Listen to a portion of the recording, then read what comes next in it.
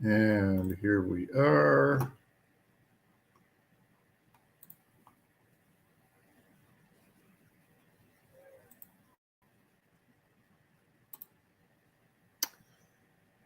And everything seems to be ready. I just don't have an audience yet. Oh, look at that. There's somebody there. Um, I'll get started with my normal prelims. Welcome to the Brunch Bunch. And we're going to be momentarily talking about the year 1980, 1982. No, 1992. Let's jump ahead 10 years. Like we did 1982. That was a while ago. So we're up to 1992. Still a lot of good music coming out that I was listening to and buying at that time. A lot of good music that came out that I didn't hear in 1992. I had to wait until, well, I didn't have to wait, but I didn't hear it until much later. In fact, there's a couple records that I have that were released in 1992, but I didn't get them. I didn't buy them until many, many years later. So, hey, Chris, good to see you.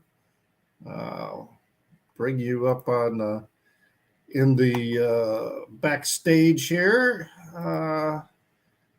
with the invite here as I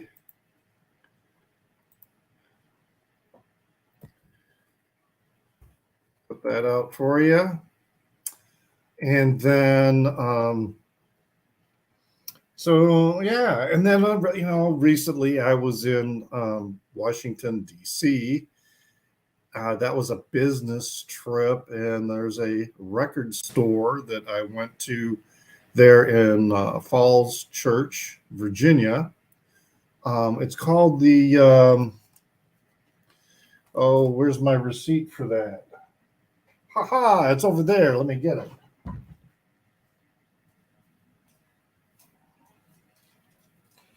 Yeah, the CD Seller is the name of it, and but it's a really really big record store.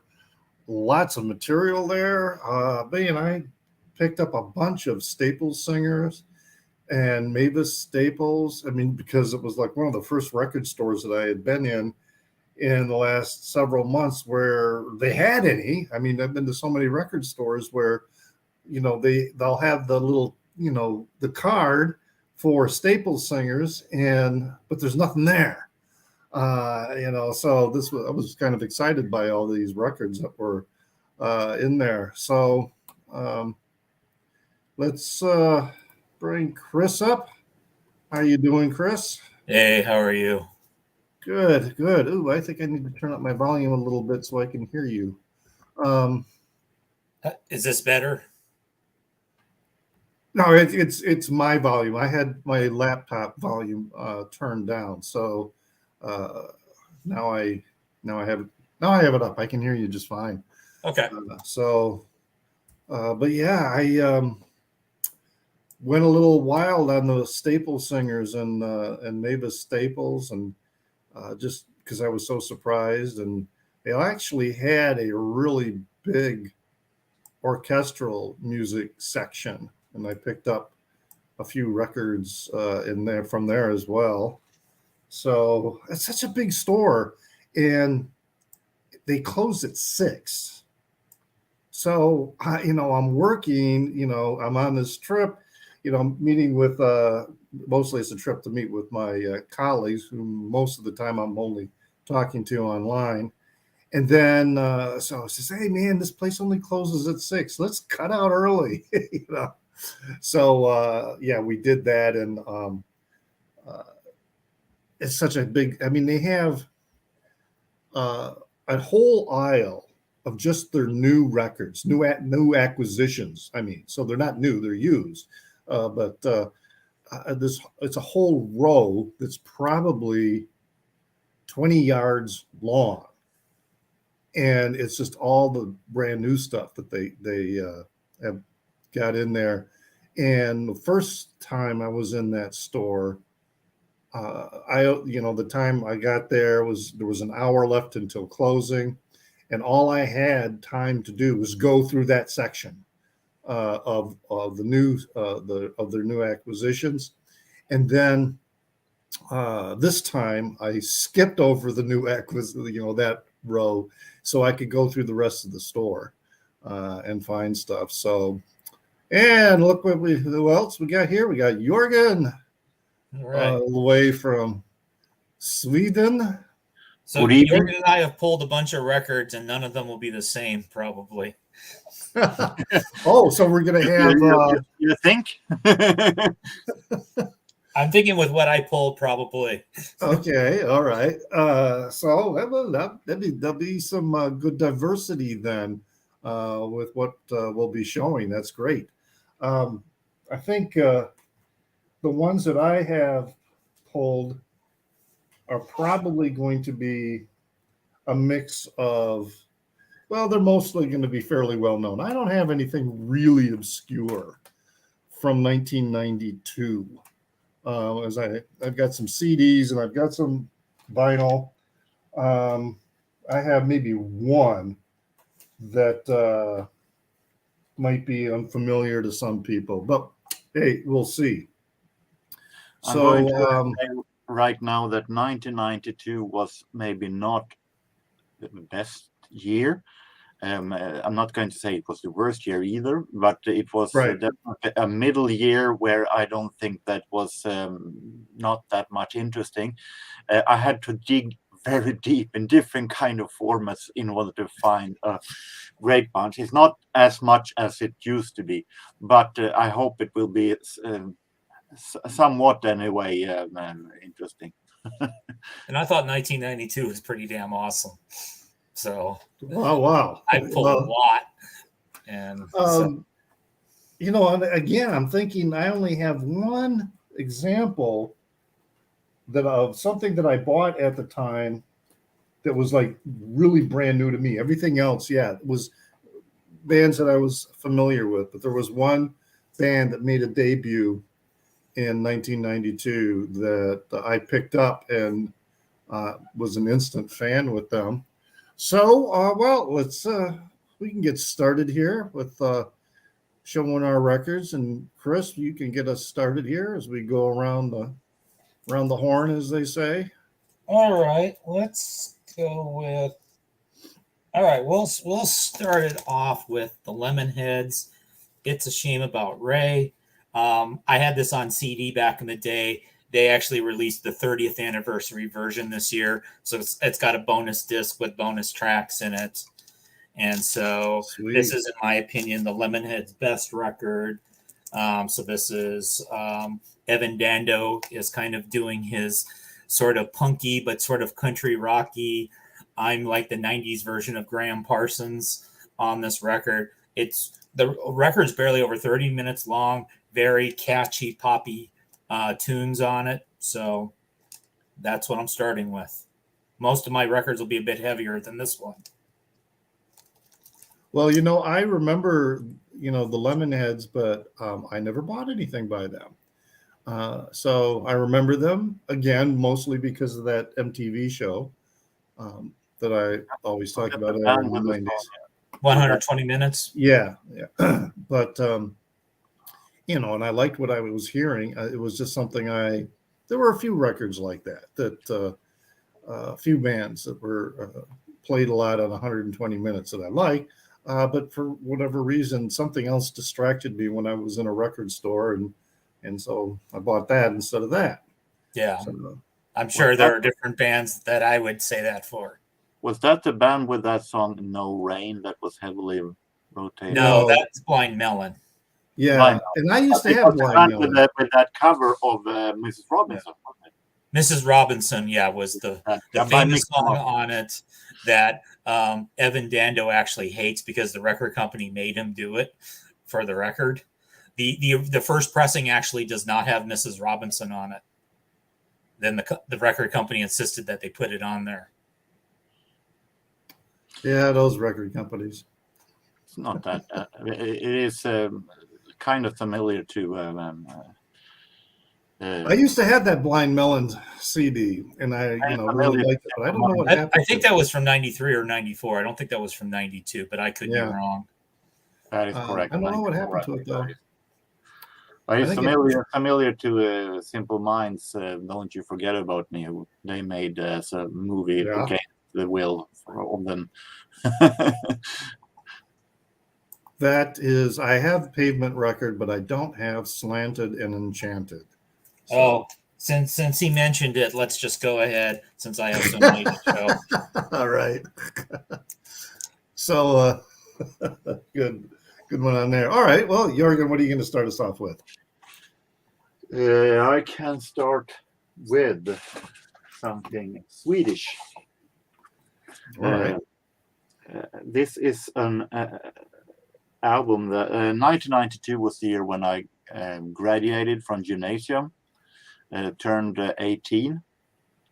And as I said, a middle year when it wasn't bad music, but it was a lot of them that was pretty much okay, but it went in here and out here, a lot of those hits. But of course I've discovered a lot afterwards also. But one favorite during that year that I still hold close to me to this day is a singer known as named Lisa Nilsson,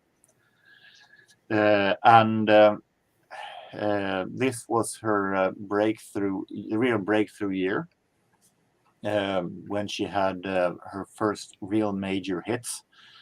And she has a really soulish voice, a real fantastic voice with a lot of soul and jazz in her voice. And it also is a lot of pop soul style in the music, which is written and produced by two of Sweden's most famous then artists who was known as a band called Ratata in the 80s.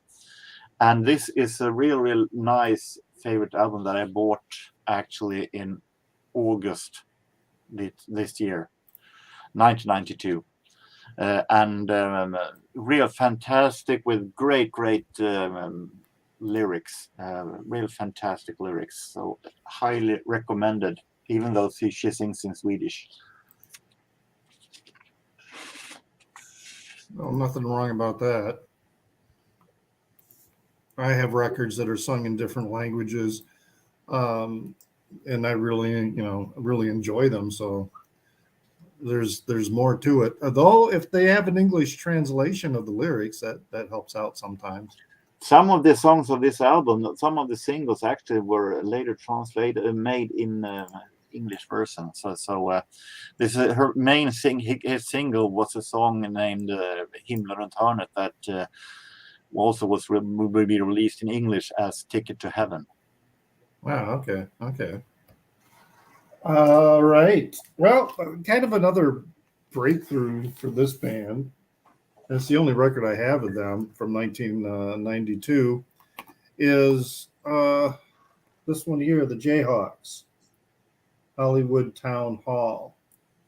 And I only got this relatively recently. I was not listening to this in 1992 when it was released. And this is a reissue.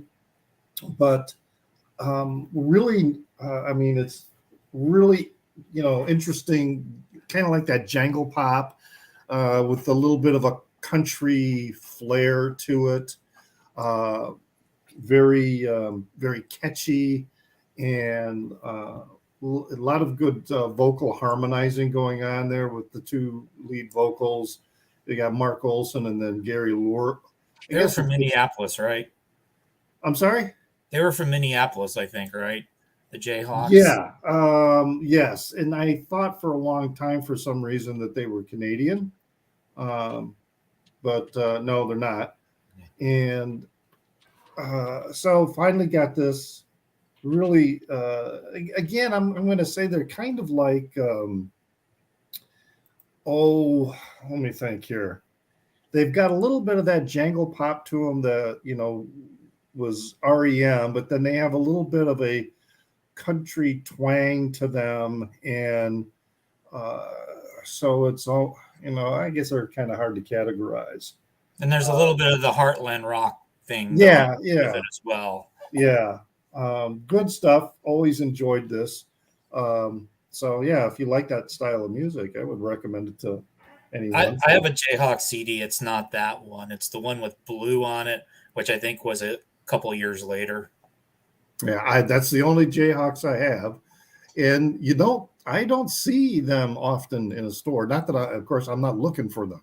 So that's another reason probably why I don't see them. But so Michael Valentini associates Jayhawks with Wilco. So perhaps, and I don't listen to Wilco, so I'm very unfamiliar with them. So, all right, Chris, then what you got? You've already showed us Slanted and Enchanted, but you can show us again. No. Oh, okay, yes. Do Automatic for the People, REM. I got to. I have that one pulled out too. Where is it here? Yeah, the vinyl version. Okay, yeah, this is one I haven't gotten on vinyl yet. So, and one of my things with REM, and this is true for a lot of their albums, is I tend to like REM deep cuts better than REM singles. So, like Night Swimming, which is like track 11 out of track 12, is probably my favorite song on this particular record. I tend to not be a big fan of some of their singles. So, yeah, I think with this record, it's Try Not to Breathe is probably one of those deep tracks because it didn't get I don't know if it was ever released as a single or even a B-side. Wasn't Everybody Hurts was the one that was like the big song off of this? That one in Drive. Yeah. And also the one about Andy Kaufman. Oh, Man on the Moon. Yeah. Yeah. Yeah. Yeah. But there's a couple of the songs to me are just really they're not just deep cuts, they're very deep songs. Try Not to Breathe is such a chilling song, to me about aging and being ready to die. And some of the lines, like the one line, I have seen things that you'll never see. Is just such a really powerful line, and it doesn't really mean like, oh, I've seen like crazy historic events. It's just the mere fact that of all of our lives, there are things that I've seen, that no one else has ever seen. Like whether it's a sunrise while on top of a 14,000-foot mountain, or our individual experiences, but then also the line that holding the breath and trying not to breathe. And then the other song that's kind of like that is Sweetness Follows. Yeah, that's a good one too. Again, such a really moving song. The singing about losing people, losing not just he talks about your father and your mother and your brother and your sister, but he's really also singing about humanity in general and friends and that. So it's a really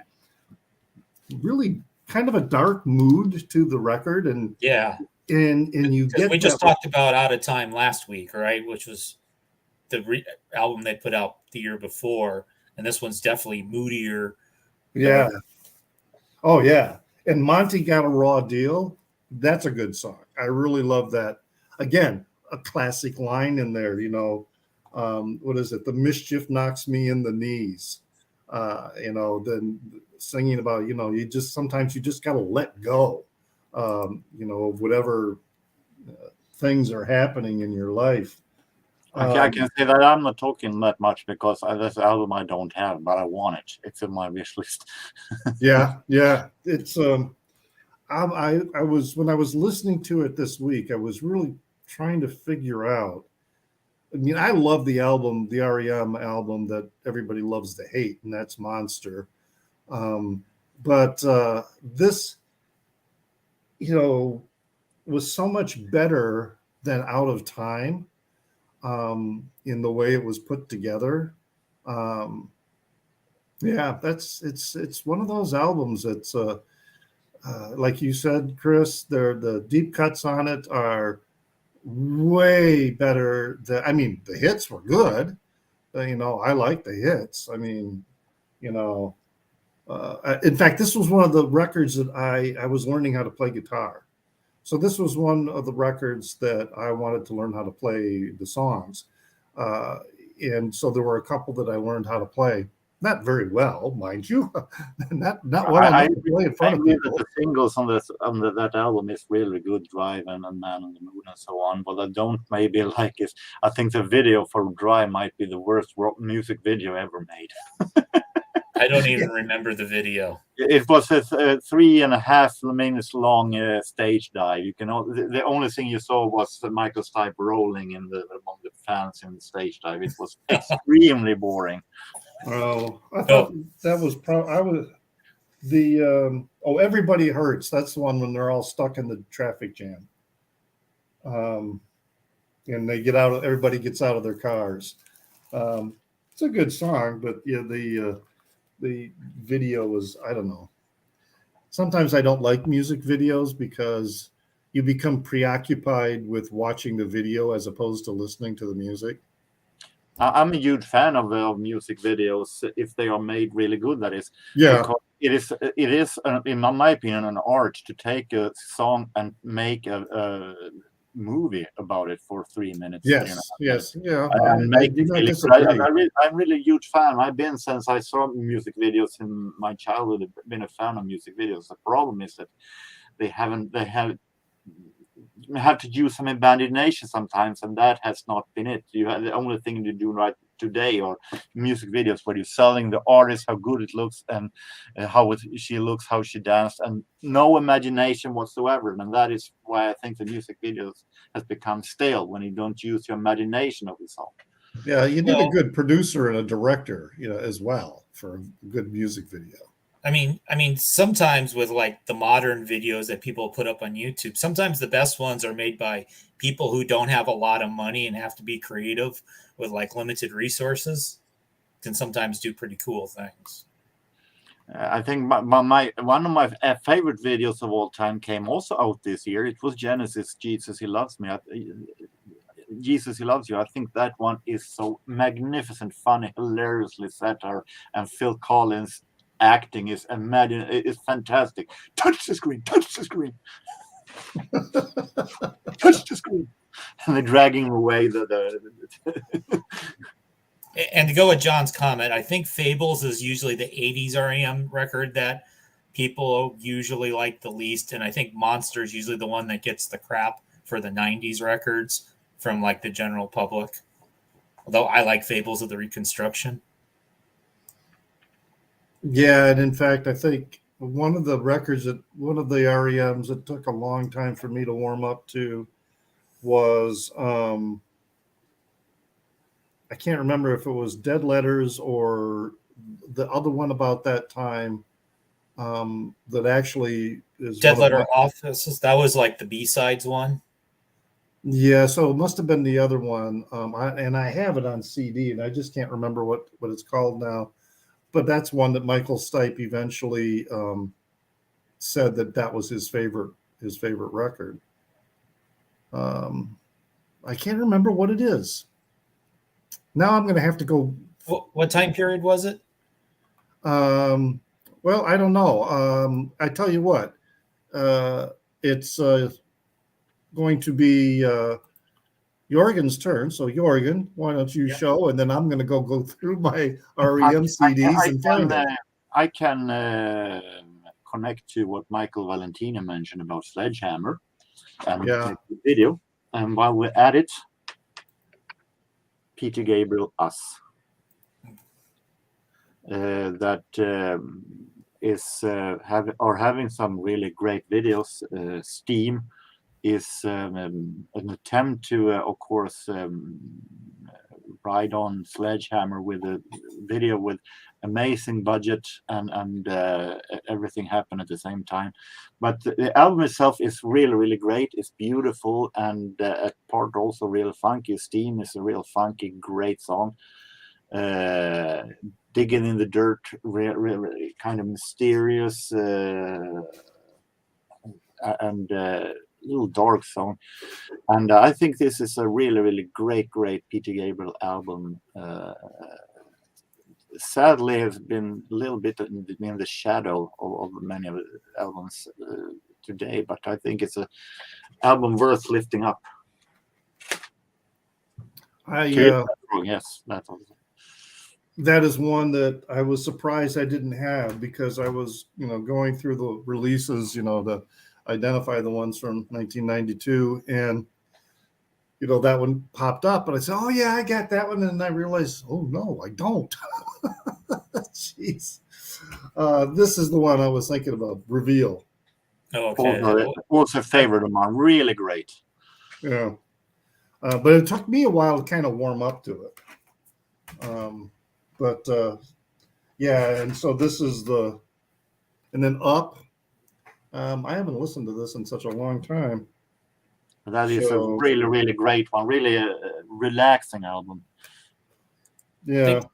Up is like my favorite of like the latter period REM records, but that's generally like my least favorite part of their career are the ones after Bill Berry left. Yeah. I didn't listen to them much. I mean, I have them, but and then I saw them live in 2007, maybe 2006 here in Chicago. So, but that was a great show. It was a great show nonetheless. That was when they released Accelerate. So I think that's when they released Accelerate. Anyway, but yeah, I'm going to have to get that Peter Gabriel album. I was really surprised that I didn't have it. But one that I did get at the time, and I don't know how popular this group is with people, but was this the Wallflowers? This is the Wallflowers debut. And I remember, when CDs were sold, in the 90s, they often had, they were in a bigger box. I mean, the whole packaging was like, to me, stupid the way they did it. And then they put them in those big giant plastic things that, that they had to remove them with the key when you bought. But anyway, this one, it had a hype sticker saying that it was Jacob Dylan. And so I bought it. And so I've been a fan of the Wallflowers ever since, and have not quite everything they released on CD. I have one, Bringing Down the Horse. That's the only one I have in vinyl. But man, the songs on here all the way through, they're just really, really good. And very much in the vein of storytelling. Like the song Sidewalk Annie really has a very touching song to it about this, this young woman, who's like living on the street and basically has lost her mind. And, going back to, the song is recalling when she was a little girl and had life in front of her and like happiness. But here she is, Sidewalk Annie, living on the street. And I think Ashes to Ashes got some decent radio play. Might have even been a minor hit. But yeah, when I got this and was listening to it, I definitely became a Wallflowers fan, and have been since. And just practically everything they've released has been really, really solid, in my opinion. So yeah, for me, I guess I recognize the name. Yeah, For me, I think the wallflowers are to me like the Lemonheads are to you. Like I'm aware of them, and I've never gotten around to buying anything by them. So Yeah, they've got that. Here, this is one offspring, of a music legend who actually made uh, did decently without needing to capitalize on the Dylan name. So I mean, even the fact that it's Jacob Dylan, but they called themselves the Wallflowers. All right, so it wasn't like Jacob Dylan and the Wallflower. They weren't using his name that's to. probably what the record company wanted. Yeah, that could be. Also, there was some interesting. It says on here that this was an analog. It was originally recorded and mastered analog, and that but this was when it was put on CD. They apologize if the high resolution of the CD reveals flaws in the recording. I thought that was a kind of a cool thing that they did with that. But yeah, Wallflowers. I do. Well, what was that? What was? Yeah, I think I'm responding to Michael Valentini. Oh, okay. You said that you don't think the group was how popular the group was, and I think Michael, you meant this group, Right? The Wallflowers. I wasn't. Oh yeah, the because I never hear anybody in the VC talk about the Wallflowers. Yeah, I assume that was that you meant, and not this group. Hopefully. Yeah, right, yeah. Well, it was made too late. Made too late. Made too late. Yeah. Yeah. No, just joking that we don't show records made after 1979 on YouTube. So, all right. The big hit,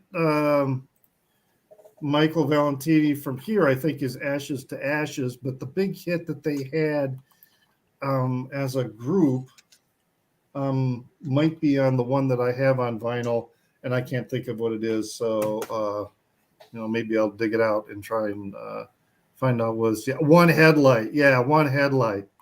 That's the one. That was one of my favorite songs too, because I could relate to driving home with one headlight. So, all right, Chris, what do you got for us? All right, let's get things a little heavier. Let's do some L7. Bricks are heavy. So if you don't know L7, they're an all-women group. They're from Los Angeles, but they were probably more associated with sort of grungy, sort of punky. They had been on Sub Pop, although this was their major label debut. If it was about 3 weeks later, I'd be able to show you this on vinyl because I've pre-ordered their 30th anniversary version, but it ships at the end of this month, supposedly.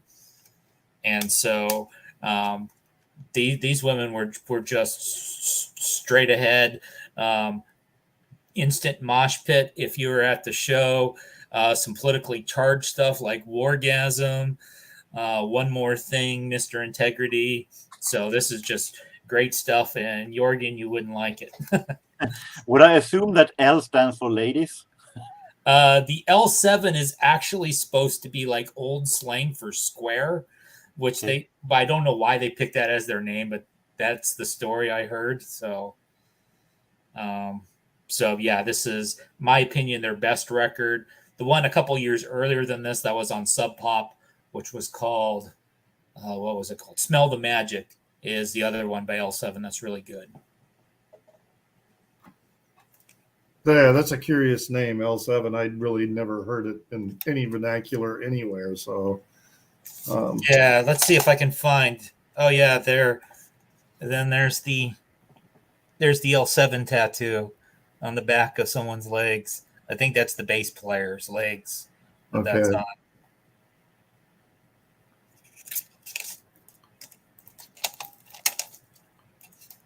All right. Why is that not? There we go. My mouse is not responding to me. I do not have any L7. I don't think I can. I don't think I've ever heard any of them. I really don't think I have. To absolutely no one's surprise, I don't have any either. Yeah. Well, what do you have, Jorgen? I do have something that was very big, extremely big in Sweden and in Europe during 1992, and it's also part of my graduation summer. It was a really great hit in summer, and I listened to it a lot. Of course, naturally, since I am a guy of synth pop in 80s, I'm talking about Erasure's ABBA covers in ABBA-esque. I have that. Yeah, but I don't They have are, it. Erasure are big ABBA fans, so they made an EP with 4 covers of ABBA songs: Lay All Your Love on Me, SOS, Take a Chance on Me, and Voulez-Vous. Take a Chance on Me was the one that was played the most here in Sweden during that time, in the summer. I assume that because it has most of summer flavor in it. But it is a real classic.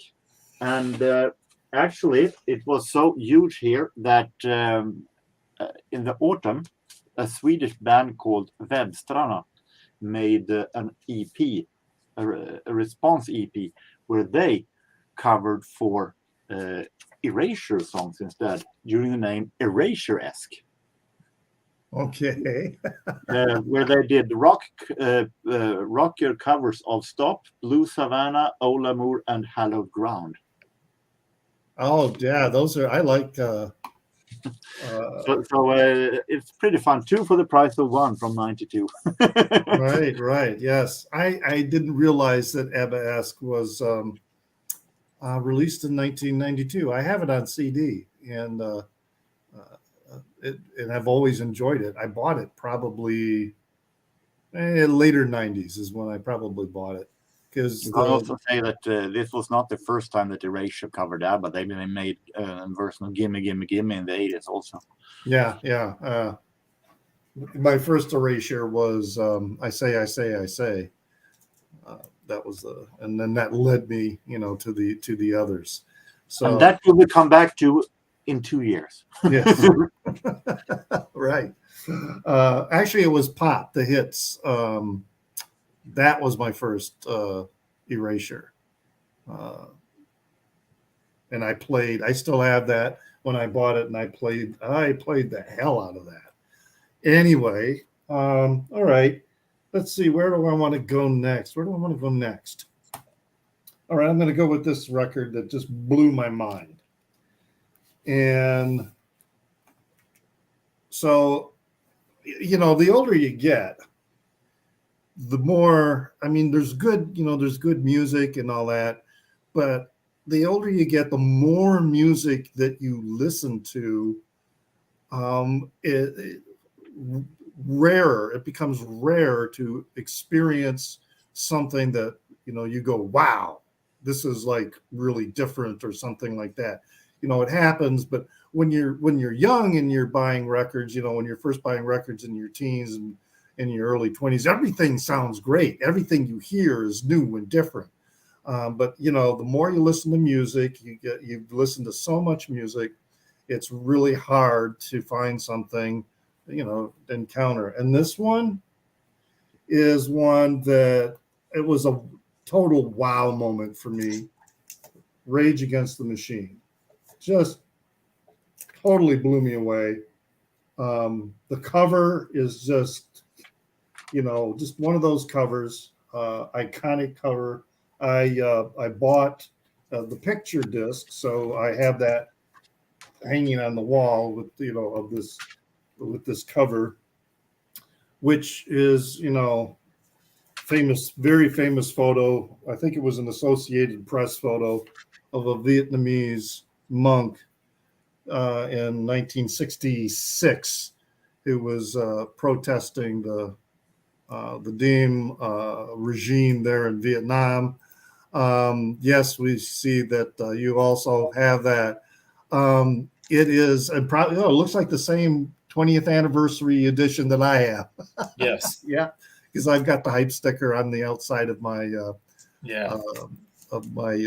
I didn't take it out of the outer sleeve. So. Yeah. So I have a beat up CD copy of it as well that I didn't pull. I mean, geez, all the way through this, the intensity is just what really blew my mind with all these songs, like and Bullet in the Head. I mean, it's just like, what's the other one?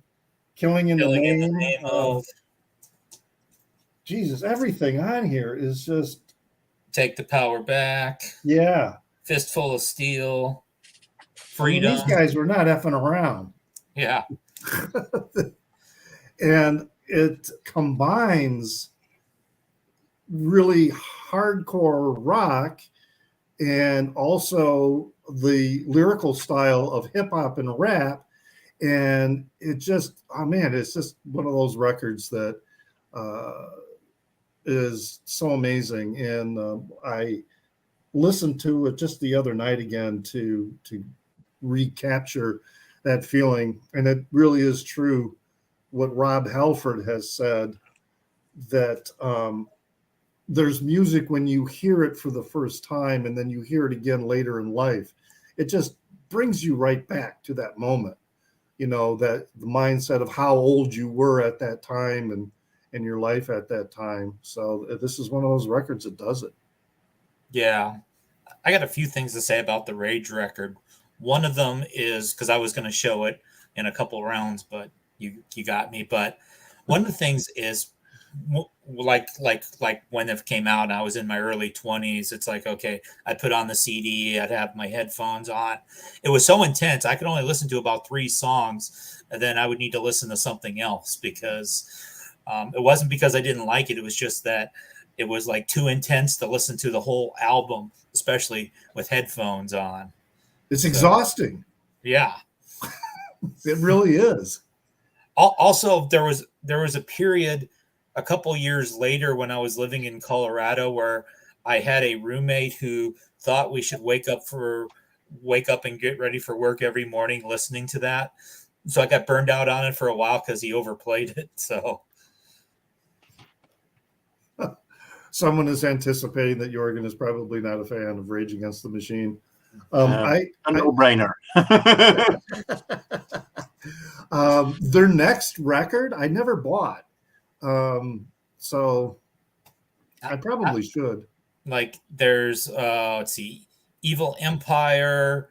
Yeah, that's the one. Battle of New York and Renegades. There's only like 4 proper Rage Against the Machine records. So I think and then there's like a weird 10-inch live record that I have of theirs, but yeah, it's a pretty small discography because, of course, Zach De La Roca left to do his thing. The other guys were with Chris Cornell and Audio Slave, and Evil Empire I might pick up, but what it's like one of those situations where this album was so powerful that I almost am afraid to get anything else because of the disappointment I might feel because it won't live up to that first record. Anyway, well then, what do you have that I didn't preempt? I still have lots of things. So I'm guessing I might be preempting you with this one, Richard. So I'm going to show Sugar's Copper Blue. Don't have it. Oh, okay. So this is, we can't really see the song titles when I show you the back, but this is Bob Mould's band after he left Husker Du.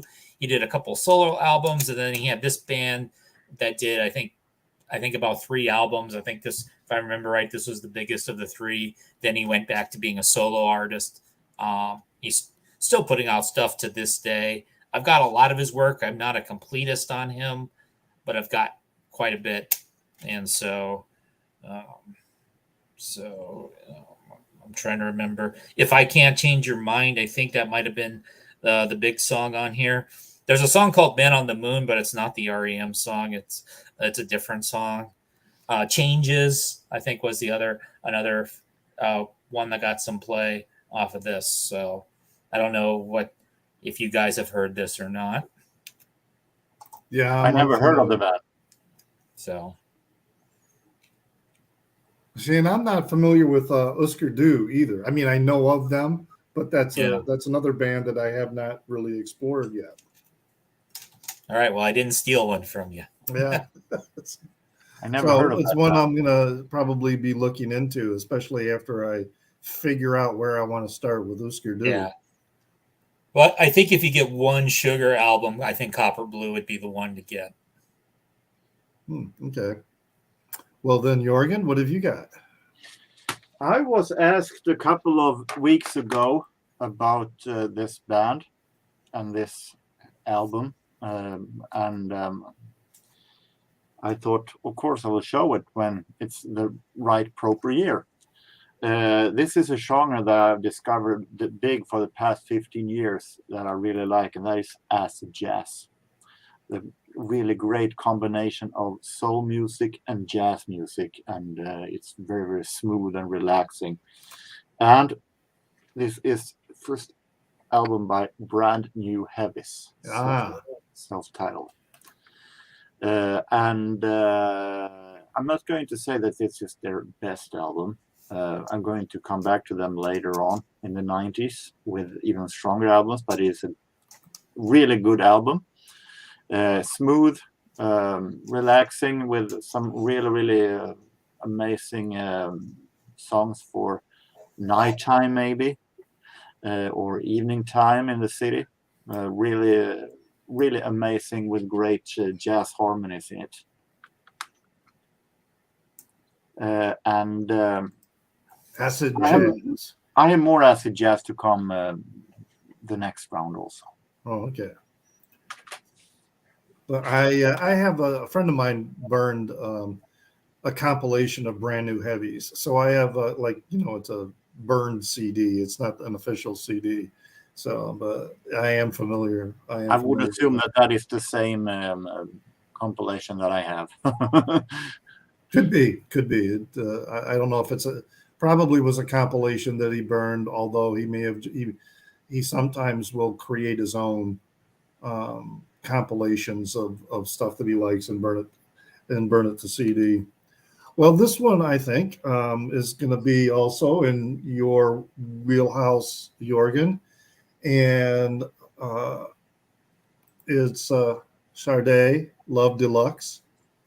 This is a fantastic record. I mean, the debut Sade was just absolutely amazing. This one is just as amazing. So many great songs on here. I was listening to it the other night, and I had to repeat it. I had to listen to the whole thing over again. Really amazing. No Ordinary Love and Like a Tattoo and Cherish the Day, Bulletproof Soul. I mean, so many good. Her voice. Oh man, her voice is so silky. It's just. So yeah, Love Deluxe is really good return, because it was a while, I think, between records. I'm trying to remember. She didn't put out that many that I am aware of. I'm going to admit that I'm not that really high on Sade. She's the kind of artist that I feel like I could sell for a compilation. That is it, because it's great hits.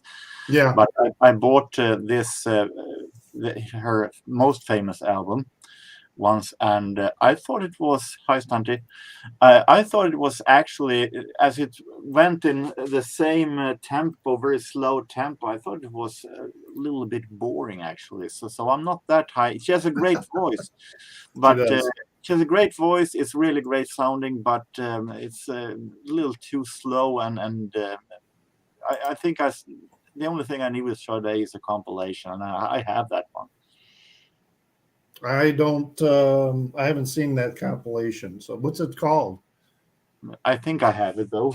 I'm not sure, but it rings my bell somewhere that I have it. All right. I'll check it up later. All right. Well, let's see. I'm gonna go with another one of a voice that is so mesmerizing, and a voice that I fell in love with for sure the first time when I heard their debut. That's the Cowboy Junkies. And Margot Timmons, I mean, her voice, oh my gosh, what a voice. And geez, this is another really, really strong release with Southern, the opening track, Southern Rain, and then Oregon Hill is in A Horse in the Country. It's a nice song about a cheating woman.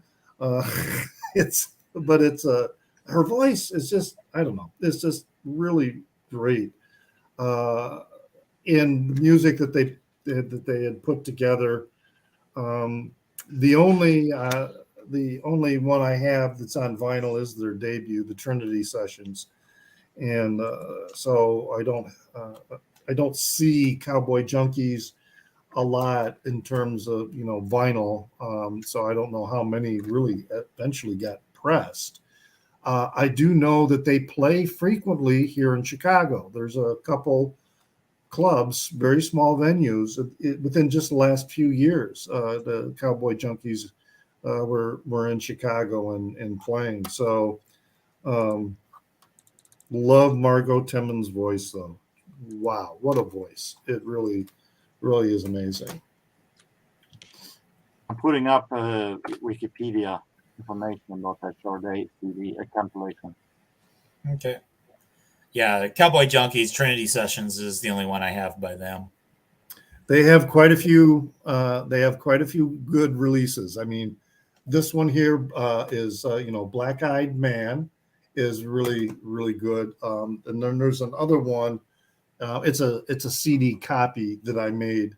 There was a period in the '90s when I had a CD burner, and what I would do is, libraries, they had CDs that you could check out, and so yeah, there was a lot of time I was going to the library, and I would listen to stuff, and then I would burn a copy if I liked it, and then eventually I would buy, a legit copy, because I do believe in supporting the music, supporting the musicians. I'm not trying to rip people off or whatever, but yeah, I did a lot of that. I did burn some CDs, and I'm have to go look and remember those titles.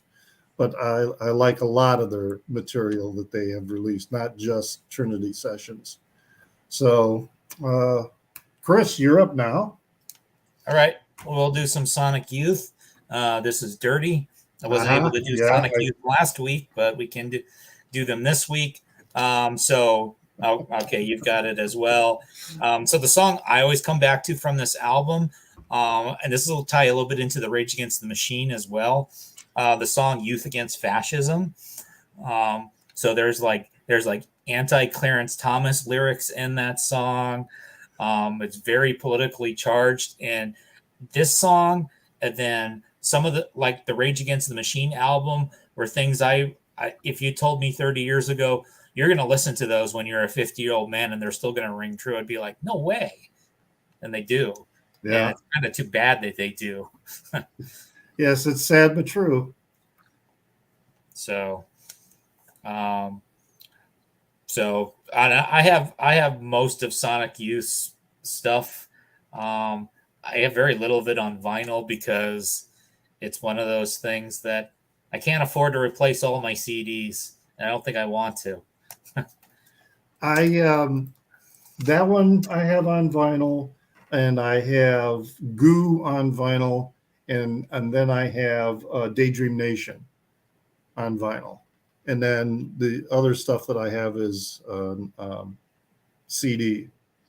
So I have quite a bit of Sonic Youth as well. Don't have everything that they did. A lot of their earlier stuff. Nurse is an early one, isn't it? Yeah. Sonic Nurse, I think, is a late one. Oh, is that a late one? Okay. Washing Machine, is that a later one too? Washing Machine is like mid 90s. That would be I think that was 95 or 96. Washing Machine. That was a little bit after Dirty. Okay. And then what's the one about Trash No Star or whatever? That's Experimental Jet Set Trash and No Star, which is actually I actually like that one better than Dirty. That one would be up, I think, in 2 weeks if you keep going with the years. Yeah, right. That's later, right? Yeah, that I remember Pretty sure getting that's that a later, 94. and that didn't seem to be very popular.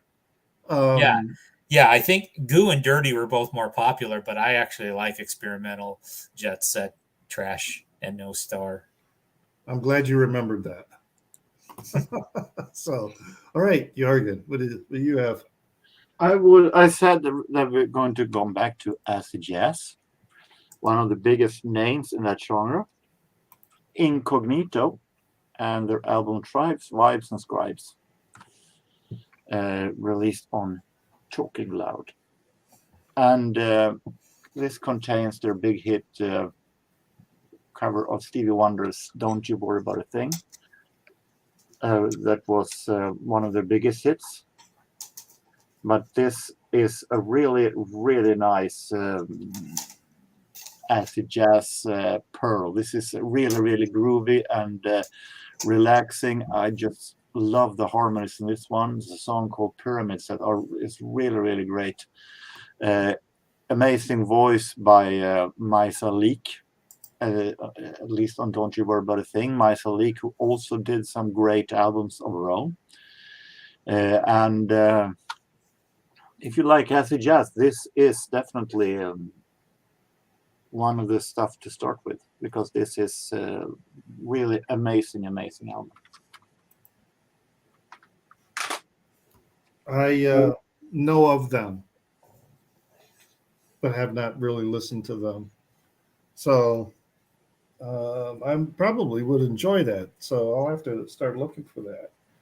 All right. So let's see. I guess I'll go with this one.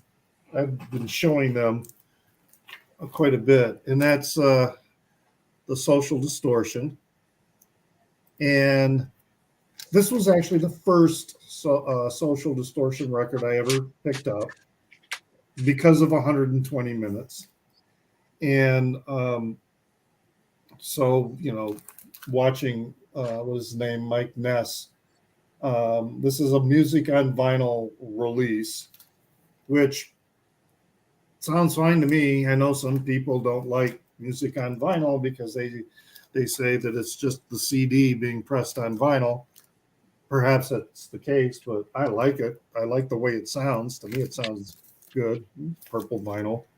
But I just love this hardcore punk blues sound that they have. And, to kind of contradict what I said earlier, I like their music videos, even though basically all they were doing is it's like it's kind of not a concert video, but, the band playing. There's really no story video or anything like that. But good stuff. And ever since getting this one, I've added them to my collection. I just wish I could see. They played Chicago within the last year, I think, but it was one of those shows that I missed because I didn't know about it in time. Yeah, I remember them on 120 Minutes, but they're somebody I've never picked up a record by. I think I have. What I used to do, and I remember doing this in 1992 specifically. I was working a job in Yellowstone Park at one of the hotels, Mammoth Hot Springs, because I know you know the area, Richard. Yeah, because I was living in Bozeman and West Yellowstone then. Yeah, so I remember I was working there for the winter season, and on Friday and Saturday nights, I had a shift where I worked until like 1 o'clock in the morning, and then the local public radio station had a show from 1 to 3 in the morning where they had a couple college kids that just played like alternative punk, rap. They played whatever they wanted to. They played some stuff they never should have been playing over the air, but I used to record it because it came on like right after I got off work and I had a room to myself. So I would put it on really low and I'd record it. So. Nice. Well, they say that when you start listening to music like in your early to mid teens, that shapes pretty much your preferences for later. And so growing up in the early 70s, I was really, everything was very guitar rock. And so anything that has really strong guitars in it, I like, even now. So that's why Social Distortion appealed to me so much, is that it really triggered that synapse in my brain that craves the hard guitar rock. Interesting, because the age in my life that had changed me when it comes musically is not my teen years. It's around 11, 12 years old. Well, right. Whenever we start listening to a lot of music, yeah, for sure. I mean, I still love pop music because of when I was 8, 9, and 10, and listening to songs like, Hang On Sloopy, and, Paul Revere and the Raiders, and Cherokee Nation. And I still love Nancy Sinatra. These boots are made for walking. I remember those 45s when my brother had. What you got there, Chris? Well, since I brought up the story about that radio station, I'm going to bring up a band that I remember discovering because of that radio station, even though they'd been putting out music earlier. But the Screaming Trees. What is wrong with my mouse? This is Sweet Oblivion, which of course would be their '92 release. This was on Epic. They, of course, had released stuff on like SST and I think on Sub Pop starting at some point in the 80s. Of course, the late Mark Lanigan was their singer. And I remember Screaming Trees, yeah. Yeah. Shadow of the Season, I think, was probably like, I'm pretty sure that song got probably some 120 minutes play, if I remember right. So they were probably one of those bands that actually peaked probably creatively a bit before this kind of music got really popular.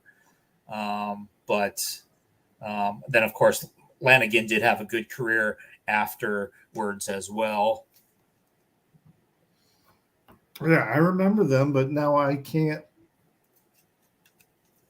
hear a song in my head. So I'm going to have to look them up and listen again so I can remember what they sound like. All right, Jorgen. I'm going back to Sweden, and an album. You're already there. Damn, you're right. We take another album. This is an album that I got, a cassette actually, that I got from my grandmother as in a Christmas present. And it is an album by an artist that I like extremely very much. She's famous for a band. I like that band, but even more, I like her as a solo artist. I'm talking about Marie Fredriksson from Roxette. Oh, yes. And her solo album, Den ständiga resan, The Eternal Journey. An album that she made in 1992, and that is extremely beautiful. This is much more singer-songwriter style than Roxette is. It's very sad lyrics, and there were rumors that this actually came out of that her working relationship with Per Gessle from the other one of Roxette. The work relationship wasn't that good. I don't know how much truth there is to that, but it is an album with very little sad lyrics, a little sad mood, but very, very sentimental and beautiful. And of course, she sings like an angel as always. So definitely, this was also have become a little bit of a sought after for Roxette fans to get from the entire world, even though she sings in Swedish. So I see it every now and then on people outside Sweden mention it that are Roxette fans. So I think it's been sold a little bit outside of Sweden also. But it is an extremely beautiful album if you want some alternative for Roxette. Yeah. So seeing that, it reminded me that at that time, I had cassettes too, and I had a cassette player. Um, and I have a huge deal of buying cassettes in the closet because I but can't have after any other place for them, and yeah, I love them, of course. but after a while, a lot of my cassettes, I recorded a lot of records onto cassettes so that I could play them in my car, and and a lot of them, that the tape oxidized, so they were unplayable. And some of the cassettes I had were, store bought cassettes were unplayable. And I figured cassettes were dead. CDs had replaced everything. Vinyl was like disappearing at that time. So I got rid of my cassettes and I got rid of my cassette deck. And I had a Nakamichi tape deck and I just junked it. I have around 1,000 cassettes in various formats of the records on them. Bought records on cassettes, copied on cassettes from records. And as I'm a big fan of old radio shows, I have radio shows on cassettes. And the problem is there are so many. If I'm going to transfer them into any kind of computer, I'm going to be 100 years old before it's finished.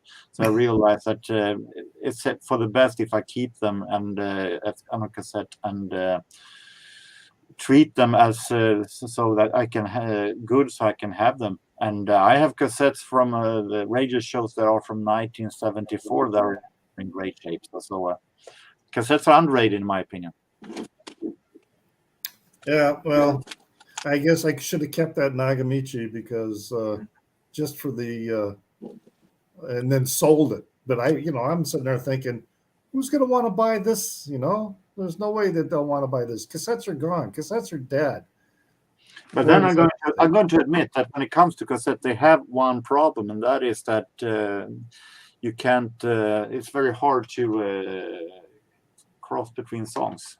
You have to right. play You need a counter forward in order to. So it has that. It's portable, yes, but it's very not very good way to play it. You have to play it from A to from end to finish in order to play. So.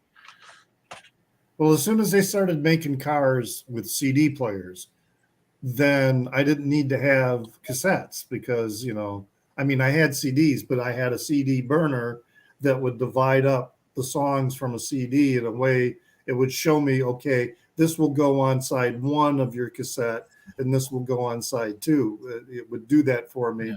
So yeah, I was recording a lot of cassette tapes from my CDs because you couldn't play them, didn't have a CD player.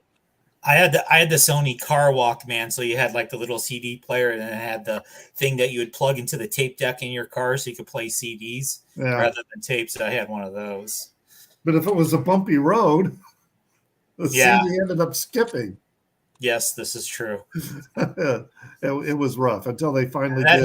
That held me until the point where I had a car with a CD player in it. So yeah. Well, welcome, Stunty.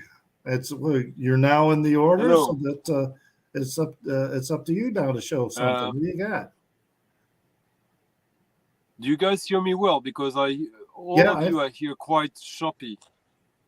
Oh, I hear you fine. Yeah, you sound fine.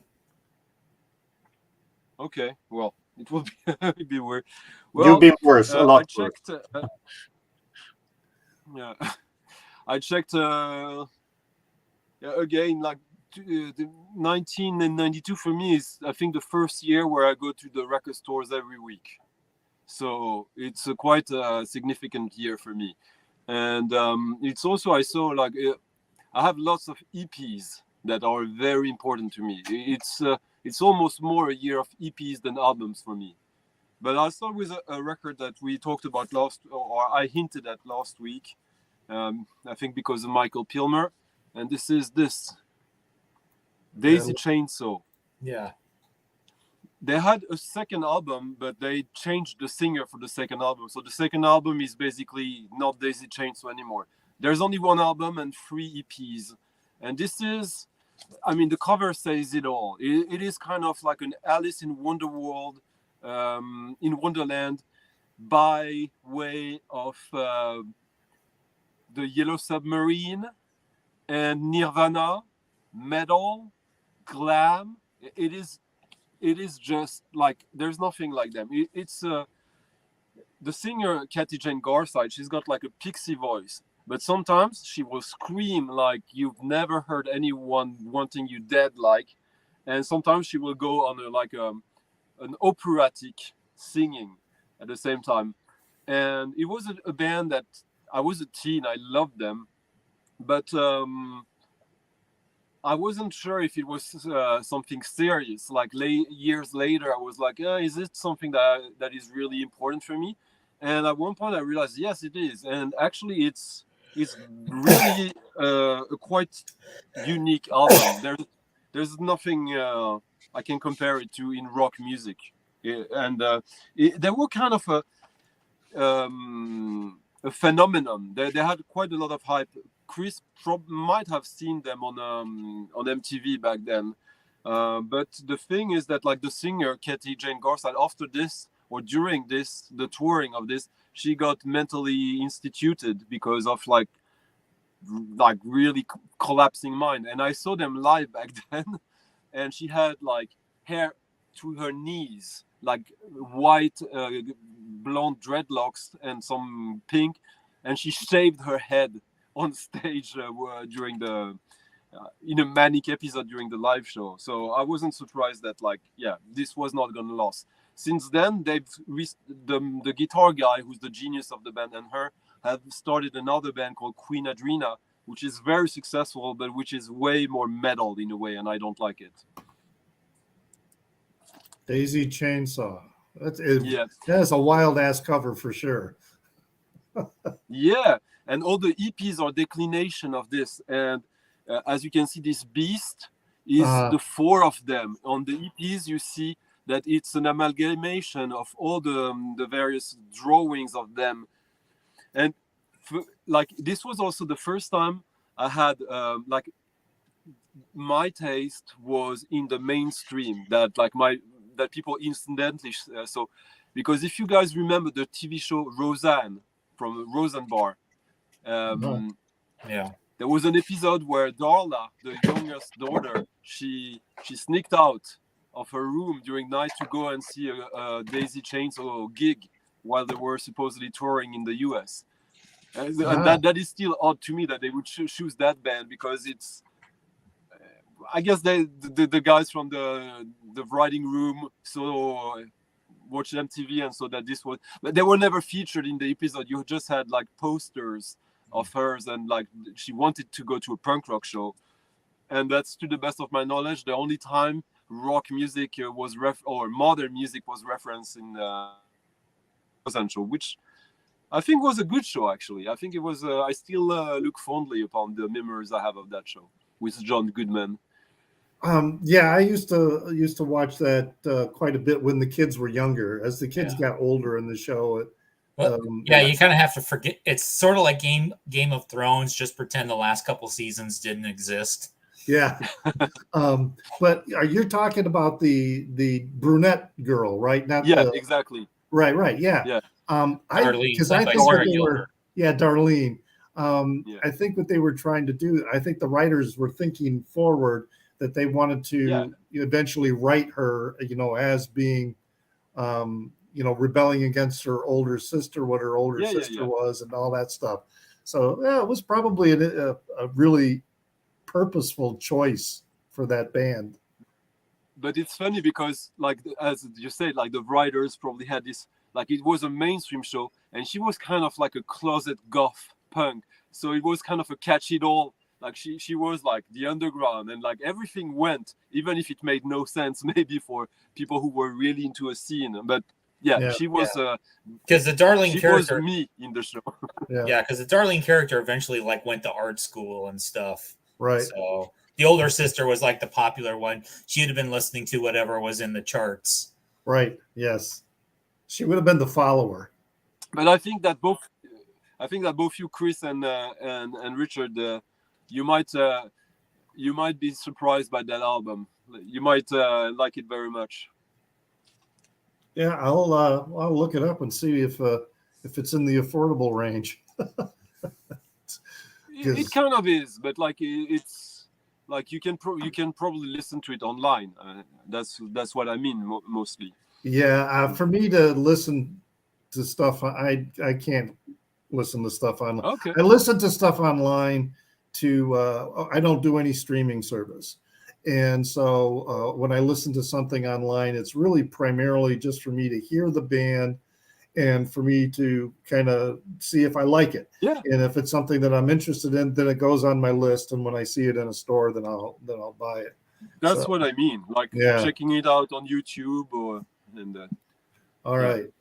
So this one I'm going to show is probably not going to be a favorite because a lot of people didn't like this when Bob Dylan came out with these.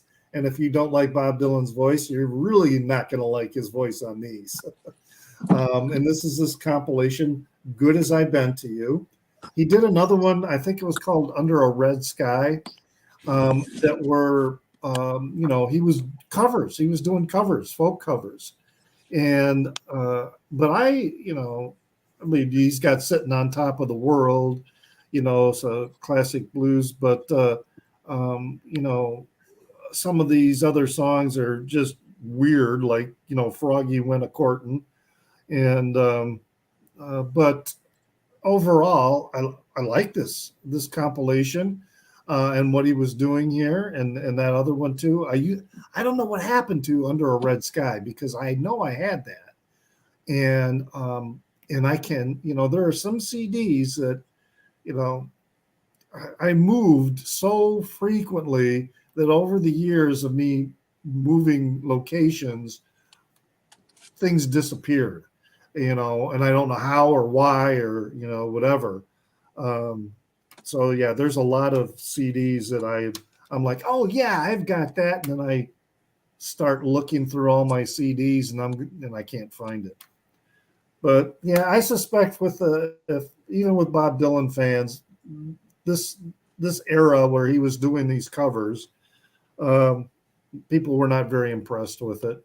They didn't, it might even be not as popular as his quote unquote Christian era. But I like it. Good As I've Been to You. You guys ever listen to that? I don't think so. No. Bob Dylan is not my normal cup of tea, so.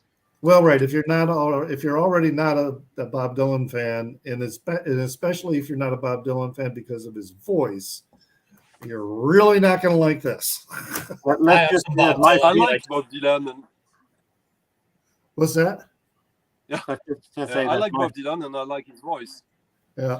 Let's just say that my favorite Bob Dylan song is When the Night Comes Falling from the Sky, when it did disco and nobody else likes it but me. So there is my Bob Dylan knowledge.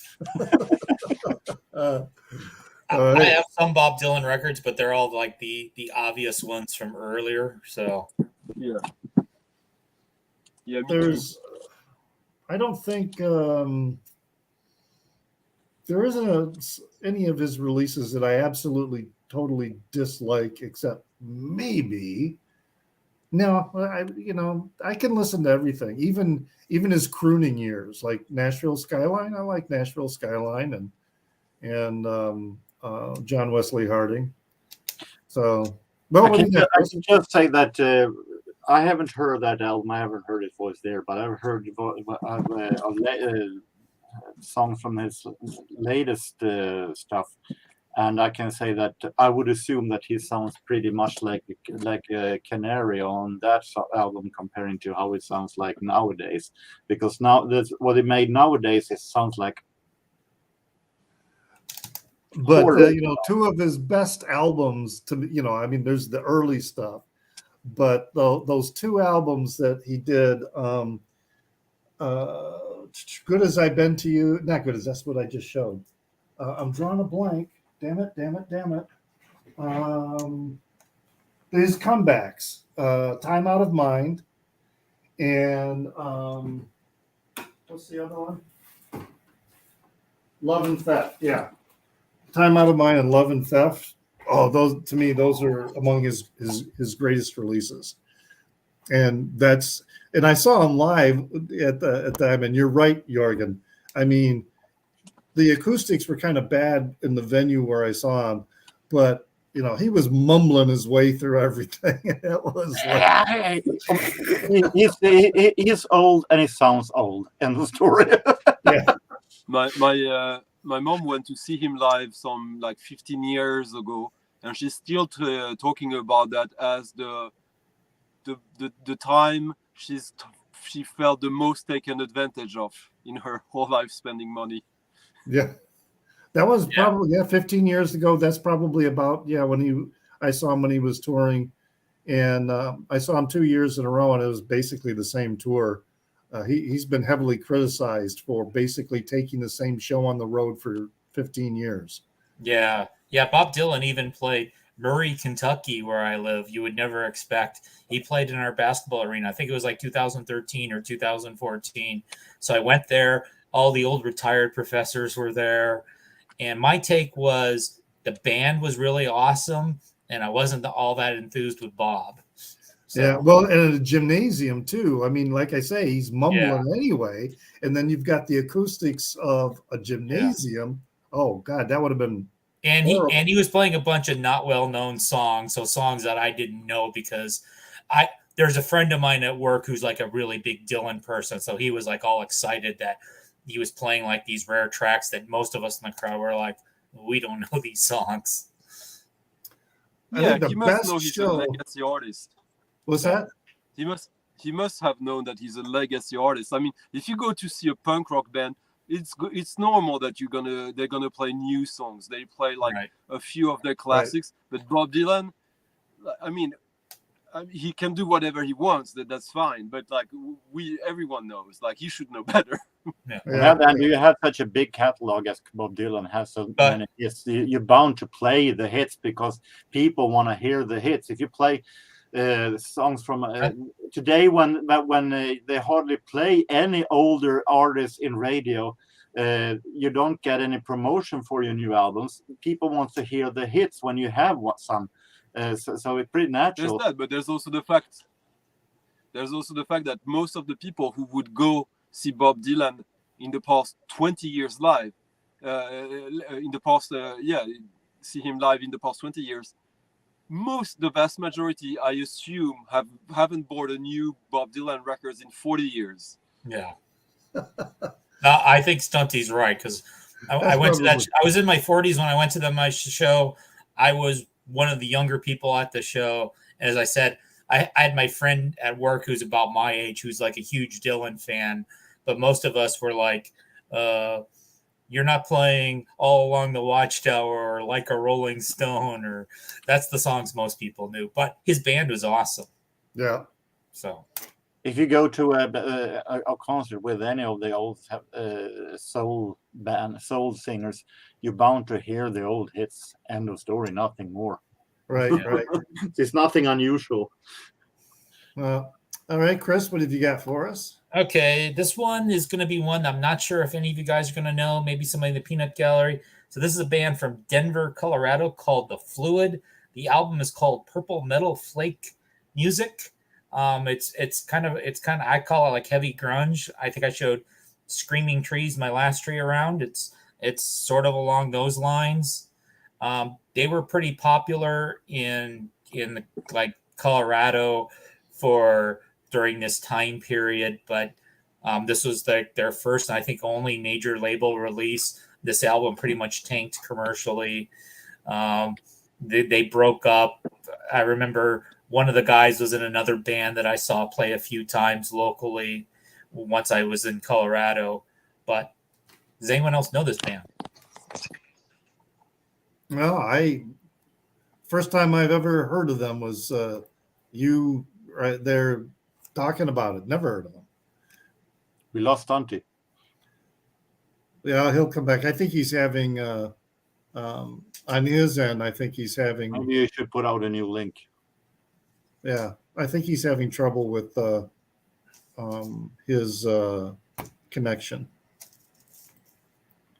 But because he did that once before when he was joining, he was in the green room and then he left.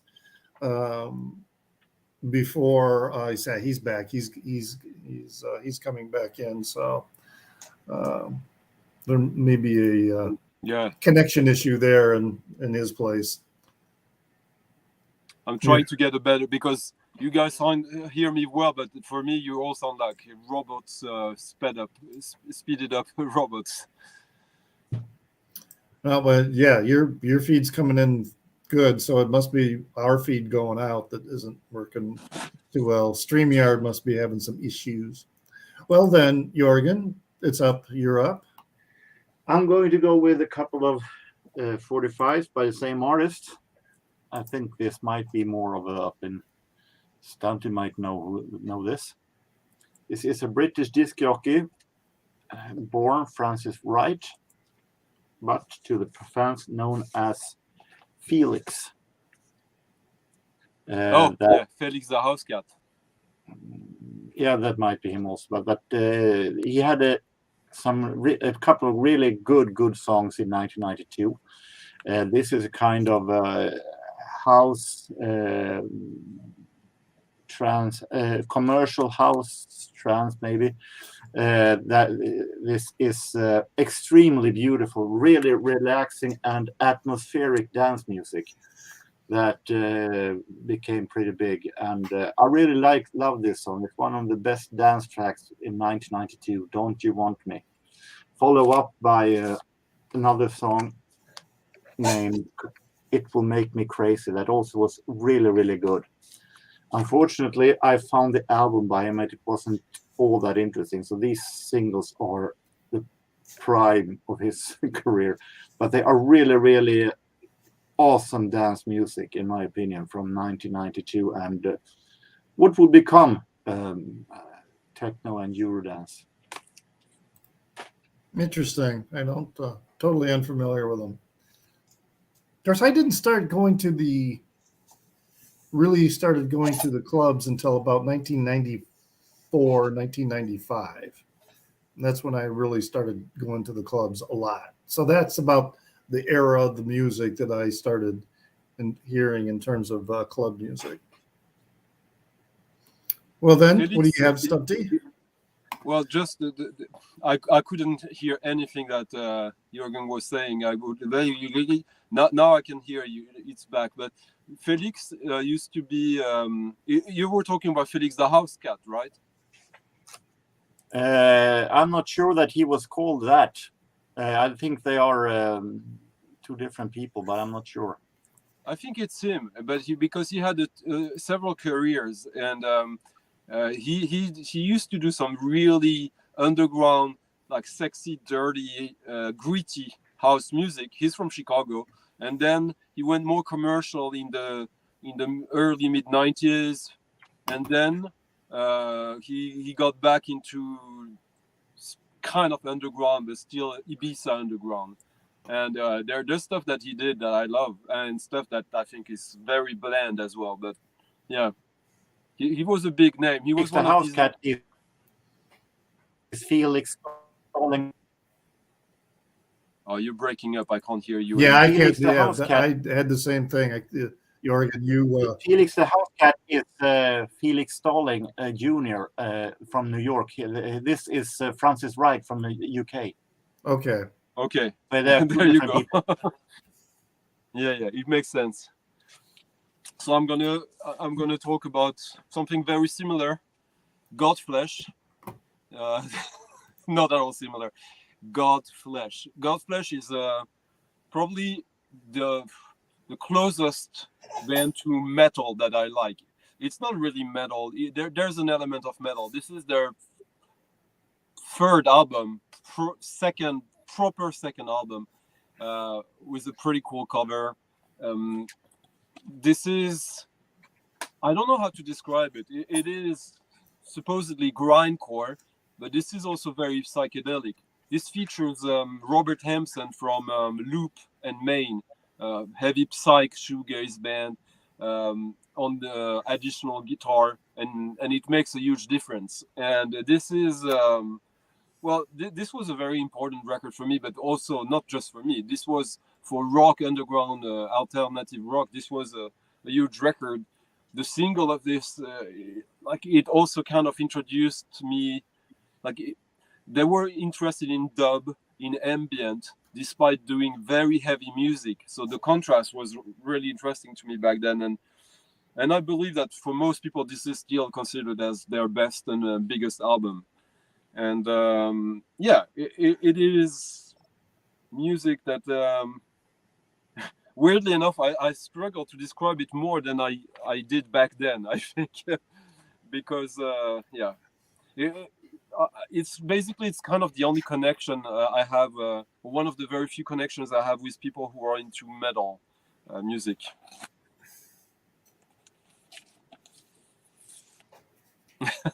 Sorry, I walked away because I was looking Yeah, for yeah. something. Chris, While you do were you know them? talking. So, I know the name. I've heard a little bit of their music, but I don't have any of their records. So I saw them live a few times, and usually Godflesh Live was also something quite novel. Like when you go and see a gig and you expect a rock band, basically they had that cassette, that tape playing during the whole gig with already pre-recorded like silence between the tracks, and it was just guitar and bass and the singing. And so when the track was finished, they would stop, it would be silent, and they would be waiting like 4 or 5 seconds, and the background track with the drums was starting, and then they would play on it. And I must say that in a way it was awkward, but it was also very powerful, because it made for an even more theatrical performance. I was trying. Okay, that's when it was released. All right. I was looking something up here because. So the next one I have, my favorite Jesus and Mary chain is always been Darklands. That that's from 1987. But the one that came out, and this is a reissue, is Honey's Dead. Yeah, they got that. Still got the shrink on it. I need to take it. I need to. Here we go. We're gonna rip the shrink off. There we go. come on, Jorgen. The original here. All right. Yeah. So it's my favorite of theirs. This the one song that to me is the opener that Reverence. Reverence. Yeah. Wow. Is when I saw them in here in Chicago at the Riviera Theater when they were doing the Psycho Candy tour. And so the first set that they did, they played songs from other albums, and when they played Reverence, I had never heard Reverence before, and to hear it live, oh my God, it was just like, holy shite. This is just, the song was just so intense. And then both I would say that's their best song. Yeah, it's both sonically and lyrically. I mean, it was like, ooh. But there's a lot of good songs on here. Yeah. Anyway, this is a good solid album by them. But yeah, Darklands has always been my favorite. I don't have that on vinyl. I should probably get that. This one, they came close to a famous fight. I can't remember what song it was. I think it was like the first song for Psycho Candy that they started to play. And which one is it? The singer? The two brothers, Jimmy Red and yeah, so I think it was Jim. William is the singer. Jim's the guitarist, or is it the other way around? I'm not sure. Well, the guy who sings stopped the band, as they started, and then went over and talked to his brother, and then they started over again. And I started thinking, oh my God, I'm going to see one of their famous fights. But no, it was just a real quick. I don't know what it was. It might have been a monitor issue for all I know. And then they started, and it was a great show. But yeah, I will never forget that feeling when I heard them play Reverence. It's just one of those songs, you know, when you hear, it's like you know you're listening to something special, something that is Yeah. it's hard to really find a word that describes the impact that song has. So, but yeah, Honey's Dead's a good record. I don't have all their records, but I have every single record of theirs that I want, and I include like the 7-inch, the 12 inches, and this is still my favorite. And I think it's very much also a record of its time.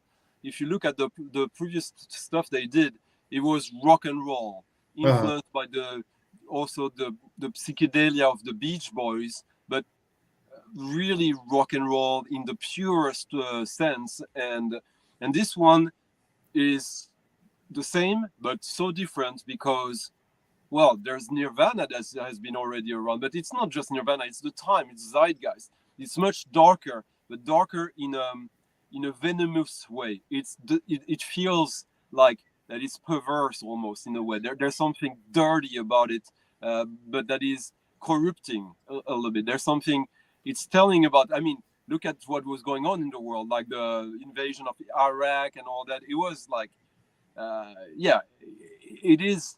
And it is like the second song, Teenage Lust. It's also a great song. It is also something when you listen to it, it is kinky, but it is also not.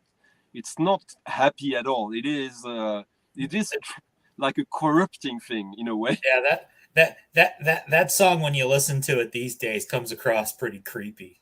Yeah. But exactly. But it doesn't strike me as that they're being exploitative. It is. No. It's got that creep factor, but very intentionally. Yeah. Because they're, again, it's you're saying it better than I can, Stunty, but even the back, this photo image of them on the back, it's just like, I don't have it on mine. It and then the whole image, I mean, that girl's face, she looks like she's even more than strung out, But, if you think about it, also of what other stuff came out at the same time that is connected in a way. The next record I'm going to show is very connected to that in some bizarre way. But if you think, in my opinion, this is also influenced by Nine Inch Nails and even the aesthetics of it. Like there's almost an industrial quality to the music in this. With the rhythms are less rock and roll in this one. They are more like, I mean, Reverence, already the title, it says it all. It's something more like, now it's getting serious in a way and intense. Yeah, very intense record. It kind of surprised me because it's very, it's also very shoegazy, and it surprised me that I like, Jesus and Mary Chain so much, but it's really, I still haven't quite made the connection with My Bloody Valentine. I'm still struggling with it, and I'm not sure what it is. It sometimes I think it might have been the particular pressing that I got. Loveless just did not do it for me. I think I know what it is. What? So you've described before that you live in an apartment, so you can't completely turn up your stereo to listen to music because you don't want to be cruel to your neighbors. Right. Yeah, My Bloody Valentine needs to be listened to as loud as. All right, I will want to listen to something. I will consider that. I personally don't need to listen to it loud, but I think Chris makes a good point, because it's true that when you do listen to that record loud, it's one of the few records I would agree that, like, it opens up something that you might not get. Because I also live in that setting, and I remember there was a time last summer where my close by neighbors were gone for a couple of weeks, and I listened to that record a bunch while they were out of town because I could turn it up as loud as I wanted. So, all right, I'll keep that in mind. Maybe you can help me make a connection with Radiohead as well, because that's another band I can't get. There's one thing though that I Welcome have to the not club. with you, Richard, which might also be a maybe like a preference. You very seldom talk about bands. You do sometimes, but you seldom talk about bands that have female singers. Yeah, there might be an implicit bias going on that I'm unaware of. Although I really, yeah, it's worth evaluating. Just a thought. I don't have. I'm not like pointing a finger or anything. I just No, and I'm not taking it that way, because Lord knows I've learned over time that sometimes revelations come from outside, from places that you don't expect, and then it leads to another personal journey. So I'm all about that. I'm all about continuing the personal journey, and as they say, the most important thing that you're going to learn is about yourself. Everything else doesn't matter. All right, Chris, what you got? All right. Well, here's somebody who sounds like a girl when she sings. Juliana Hatfield has her voice sounds like a 12-year-old girl, but if you pay attention to her lyrics, she's always been one of these people all throughout her career. This was her first debut record, or first solo record after the Blake Babies broke up, and she's made tons of records since. There's always the dichotomy between her very girlish, sweet-sounding voice and the lyrical content and the guitars when she plays, which is something that I've liked ever since I first heard her record. Something that I know we talked a little bit about last week with Kurt Cobain sometimes playing like the vocal melodies on the guitar. That's something that she's done that I think she actually said she kind of got from him. There's a song on this record called Nirvana, which is about the band Nirvana when they were into them, like when Bleach came out. Lots of angsty lyrics on here. I don't think Jorgen's a big fan of angsty lyrics, so there's tons of angsty lyrics on here. Well, he likes Depeche Mode. Depeche Mode has some angsty lyrics. This is true. I don't judge like that. That depends on the lyrics. Every lyrics depends on how they write it, not generally. Okay. Well, Juliana's music is very it's very melodic, very catchy, which I think you might like. She doesn't tend to be a very happy person with her lyrics most of the time. So I've heard of Juliana Hatfield, but I haven't discovered her that much. Yeah. There's more people who have seen her than heard her. Yeah. I'm like one of her super fans. So she's just somebody I always connected with her music from the first time I heard it. And she's been very prolific. She puts out about a record every year, and I've pretty much liked almost all of them. So That's impressive. Nice. And I'm like totally unfamiliar. So I know the name. Yeah. And I'm sure I've heard songs of hers before. But yeah. She was kind of a go-between artist between indie and mainstream. Like in the 92, 93, 94, she was a name that like it was easy for magazines to talk about her while she was true to herself. So yeah. Because I remember she was on the cover of Sassy magazine. So Sassy magazine was the magazine that teenage girls who were too cool to read teen magazine, my sister would be one of these people, read. And she was one of these people that she was like too rock for like the Sarah McLachlan, Lilith Fair crowd, but she wasn't punk enough for like the Bikini Kill, Riot Girl crowd. She was somewhere in between. All right. That's a good characterization. All right. Well, Jorgen, what do you have? Total change for style. All right. And now for something completely different. Yeah, Craig agrees with me. See, I'm staying in the dance genre, and I'm staying in Europe. This was the first album by one of my favorite bands. This is a German band consisting of a lot of disc jockeys, but fronted with a disc jockey that was named Alex Christensen. The first album by German group U96. And they had a huge hit with a song where they made a techno version of the theme from the movie Das Boot. And I think some Americans might have heard that also because it made pretty good overseas also. I a huge fan of U96, but maybe their later works is more in my style because then became more Eurodance techno. This is the most techno-ish style, their first album, but it is still a great album that times are very, very relaxing, very atmospheric, but also at times very filled with a lot of energy, filled with a lot of imagination, and you never know what's going to happen. But definitely some really great German dance tracks that I've been showing more U96 as the 90s marches on, but this is their debut. I've watched Das Boot, but I haven't watched it since probably the early 2000s or something.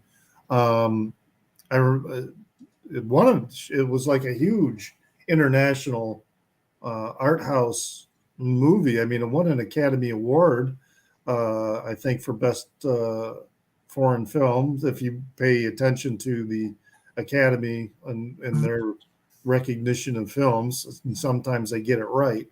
I remember it being a long ass film. There's two versions of it. There's a there's a director's cut that is like 4 hours long. Okay, this one I think was more around just under 3 hours. So that was probably the theatrical release. There's also currently a TV series, the adaptation or continuation of that, a German one that is there's 3 seasons of it. The first season of it, there's a few cheesy things, which is the American actors in it, but other than that, it's probably my favorite TV series of the past 5 years. It's amazing, really, really smart and good stories. But I've never, I'm so much in techno, and I've never ever heard of that band that Jürgen showed. You never heard Das Boot? Oh, Das Boot. I know the movie, but I never heard of U96. I don't know. I've never seen it. Oh, but the cover said it had like 10 that I wasn't prepared for. I thought the new 96 was pretty much in every disc, for bad or for worse, depending on what you like. But I thought but, almost clubbers had known them. But you can see on the cover that it's like the name is typically of Eurodance stuff, but you see the cover. Of course, it's taken from the movie, but still, the aesthetic of it shows it is telling you it's not yet, as Jürgen was explaining. Because you said they went on to do Eurodance techno. No, they went on to do Eurodance, I assume, because techno and Eurodance is not the Eurodance that we know with rap and with because they always stayed with the little techno-ish with the atmospheric style and maybe some vocalists in refrains, but very much sound effects and so on. So not that real Eurodance set, but I think they're collected on the Euro techno style. Where are they from? Germany. Okay, yeah, it makes sense. I've not seen the movie. I've not seen the movie, so I'm. Yeah. That was a long time ago when I saw it, and I will try and watch it again because it is a pretty amazing and impressive film. Try to see if you can catch the TV series, Richard. It's historically it's quite interesting what it's trying to do, and succeeding in my opinion. Excellent. All right. But now Jürgen puts me in a weird spot because I wanted to show something to respond on Richard's showing of the Jason Merchant. and I kind of want to show techno from 1992 now, but I'll show this, which is for me one of the biggest records of the 90s, absolutely, and top 2 or top 3 records of 92. You guys know what this is? I've seen that cover before, but I can't remember what it is. This sold millions. Huh? It's not a small underground thing. This is Ministry's best-selling album when they cross over a little bit with guitars. And a lot of people thought that they kind of sold out in a way. I used to like a lot of the early Ministry stuff. I sold it all, and this is the only one I kept because of the song Scarecrow on it, which is like almost like a 10-minute long funeral march in a way, industrial and so intense and creepy in a way, like we were talking about reverence and teenage lust. And this was on MTV, but like the music is so weird, and it's also probably one of the very few successful attempts of fusion of metal and industrial. It's also one of the earliest, but it's, in my opinion, the best, and the one that makes it something extra rather than an addition with or subtraction. And there's all the good tracks on it, but the track Scarecrow is just absolutely insane. I feel they are seen on the Spielberg movie AI. Basically, they're shown performing as a future cyberpunk metal band, and they are basically a parody of what they were doing on this when this was kind of serious. And what's funny is that one part, some of the people involved in this, and also on the production, were the guys who produced Reverence. And there's a single version with remixes by the guys from Ministry. They are good. I don't need it, but there was an obvious connection, so much so that they asked to do a collaboration in forms of remixes or edits. Voila. So what was and actually I didn't know this. This band was Ministry was founded in Chicago. Yeah, it's a Chicago band, Al Jorgensen. It's basically the band that made Wax Trax viable as a financial business. It was the biggest band on Wax Trax, and still is. I think. Janne at Vinyl Kicks want to know if the TV series also was called Das Boot. Yeah, exactly. It is, and it's a German TV production. Current, quite big budget. It's an international production, but yeah. And yeah, I might be able to find that on Netflix. So the only Ministry that I am familiar with is A Mind is a Terrible Thing to Taste. Yeah. Which one is that called? No, it's the right name. And by the way, to connect with Jürgen, the early Ministry stuff is totally indebted with Depeche Mode. It's basically a Depeche Mode tribute band. Interesting. Okay. So that record is you showed A Mind is a Terrible Thing to Taste? The Mind is a Terrible Thing to Taste is I think it's 2 albums before that one. There's the Land of Rape and Honey before that, and The Mind is a Terrible Thing to You remember this, Chris? I assume. Yeah, I remember that album. Now that you reminded me, I don't have it. So, like Richard, The Mind is a Terrible Thing to Taste. I went and looked on my CD shelf. That's the only Ministry CD I have. So, but yeah, I remember the album. I hadn't thought about that album in a long time until you brought it up. So, yeah, this is really also like the Jason Machine. It's got really in an even more violent way in some tracks, not all, but like this zeitgeist, this creepy feeling of the times, which like despair, no hope in the future. That is basically the whole point of grunge, etc. But this takes it to a level that and very sophisticated. This track Scarecrow is I wish there was a 12-inch EP of that. There isn't, because it is so unique, and it could be like teen angst music in a way, but this manages to be more than that, to overcome that quality that you often find in these records. All right, I'll have to keep an eye out for that one. So this next one I got is one I don't listen to very often because it's a hard listen for me anyway. Not because I mean I like it. I think this is a really brilliant recording, but it's a very personal recording, which I think is what makes it sometimes difficult to listen to. And that's Lou Reed's Magic and Loss, which is his homage to a friend dying of cancer.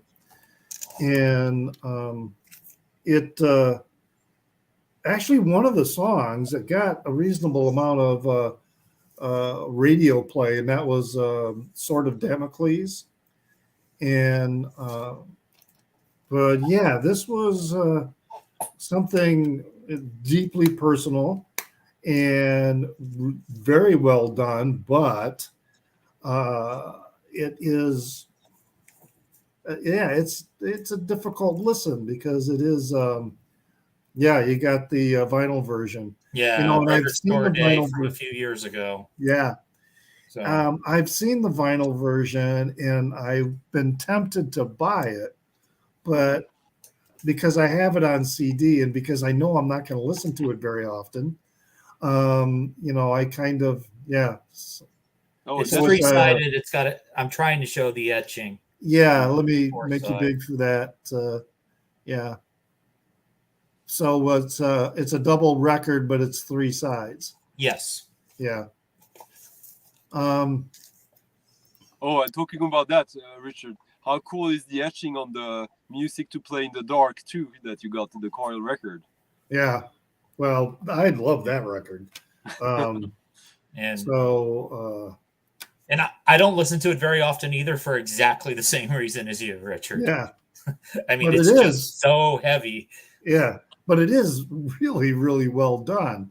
But Not yeah, heavy I've musically, always heavy hedged. emotionally.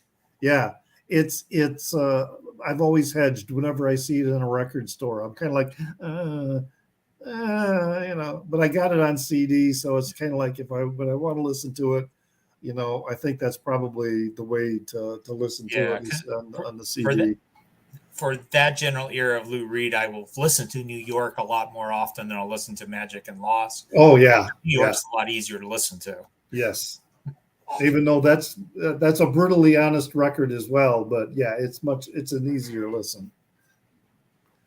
All right. So what do you have up, Chris? Okay, well let's do the hip hop portion of today's show. All right. So this is Arrested Development. 3 years. I used to have that. 5 months and 2 days, or however the numbers are, in the life of Arrested Development. So this is, to me, it's pretty similar to I showed A Tribe Called Quest last week. So this is sort of the. This was when I remember when I was a freshman in college, all us white guys were listening to like Two Live Crew and Slick Rick because they had dirty lyrics, and we were 18 and we thought that was cool. And then there was a black guy who introduced us to NWA, and I remember my jaw dropping the first time I heard NWA Straight Outta Compton. And then this stuff came out, and this is like a little bit. It's not embarrassing to listen to the way it would be embarrassing to listen to like a Two Live Crew song these days.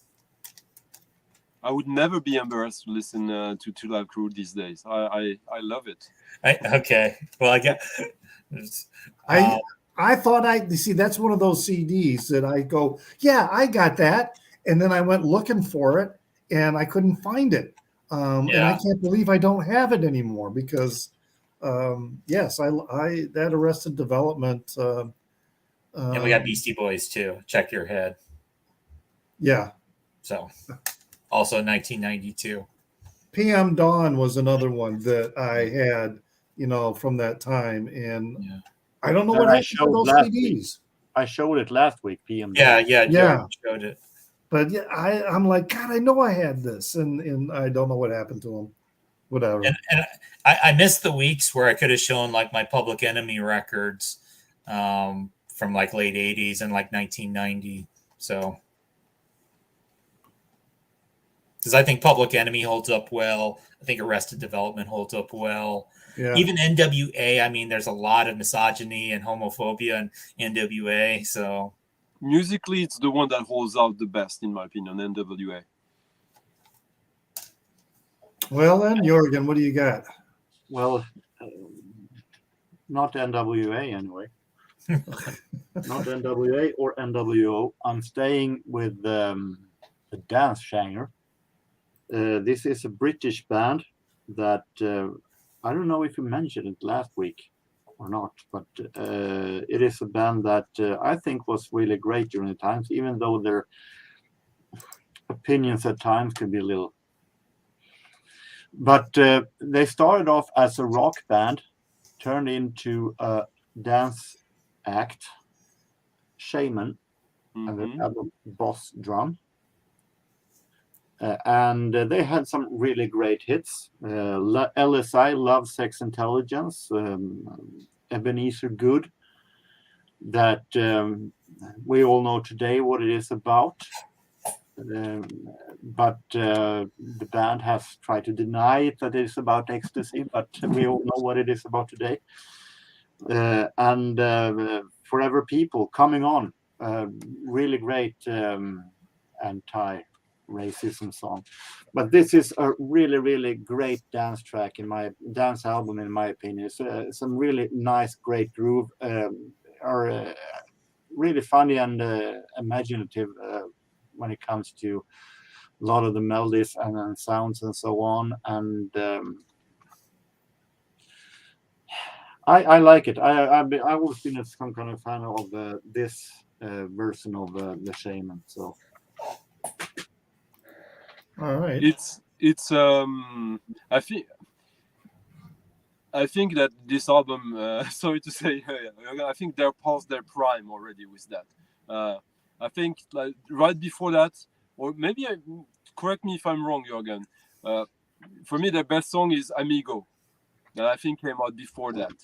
What is past their prime, I leave to people's opinion, but this is the most successful album. Yeah, but you know why? Because electronic music was becoming big in the UK, but they started out as like an indie dance band, but in the really indie, and in 89, 90 they were great for that, even if it was a little bit like cheesy in a way. But there are some songs that are pure Balearic hits, and with that album, I think they're trying too hard to keep up with the competition in a way, with the stuff that is coming on Warp, and there's a shitload of.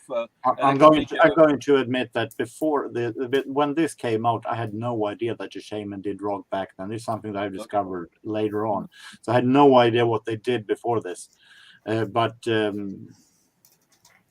This was, but it was successful. They sold a lot. It was successful. Their biggest fame to claim is this album, because the album after that, Destination Asketon, was not nearly as good as this was, and then they quit, I think, after that. Yeah, they lost. They weren't relevant. They were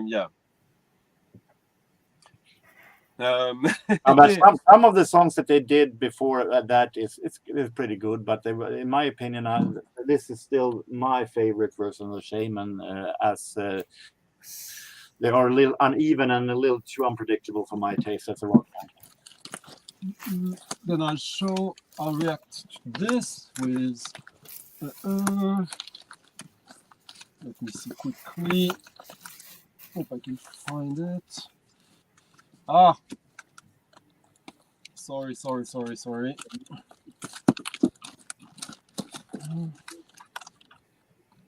All right, come on, somebody get it together. What's going on here? So, 1992. Last week I talked about LFO on Warp. Warp becomes really the label that incarnates electronic music in the UK for the 90s. And this is the compilation Artificial Intelligence, with the cover that is one of the first times you got like a fully computer generated artwork on a record. And yeah, this is the gatefold, and also the aesthetic by the designers Republic, who probably actually designed the cover that Jürgen showed. There's a good chance. And this features B12 under another name, Otaker, Speedy G, Otaker again, Alex Patterson from The Orb, which I'm going to talk later on, and Polygon Window. Polygon Window is the first record of Aphex Twin on Warp. It's the only time he used that alias, and it's a record that it's close to The Orb's music, but with much better rhythms, like less obvious loopy rhythm. This is like all the rhythms are programmed and constructed and much edgier and sharper in a way. And this is for me, and not just for me historically, this is really where the path of electronic music really changes in the UK and for the rest of the world.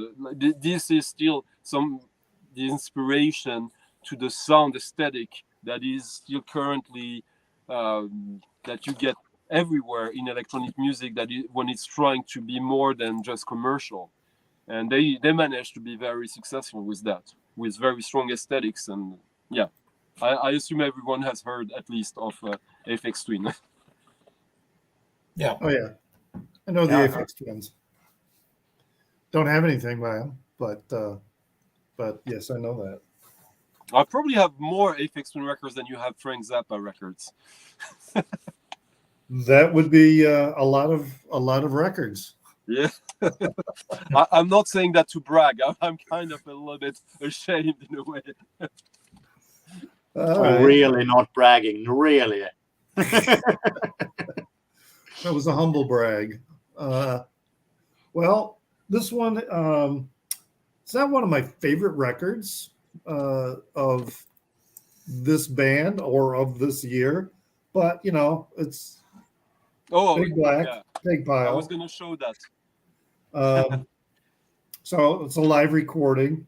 It was released in '92, but the show I believe was in '87 that it was recorded.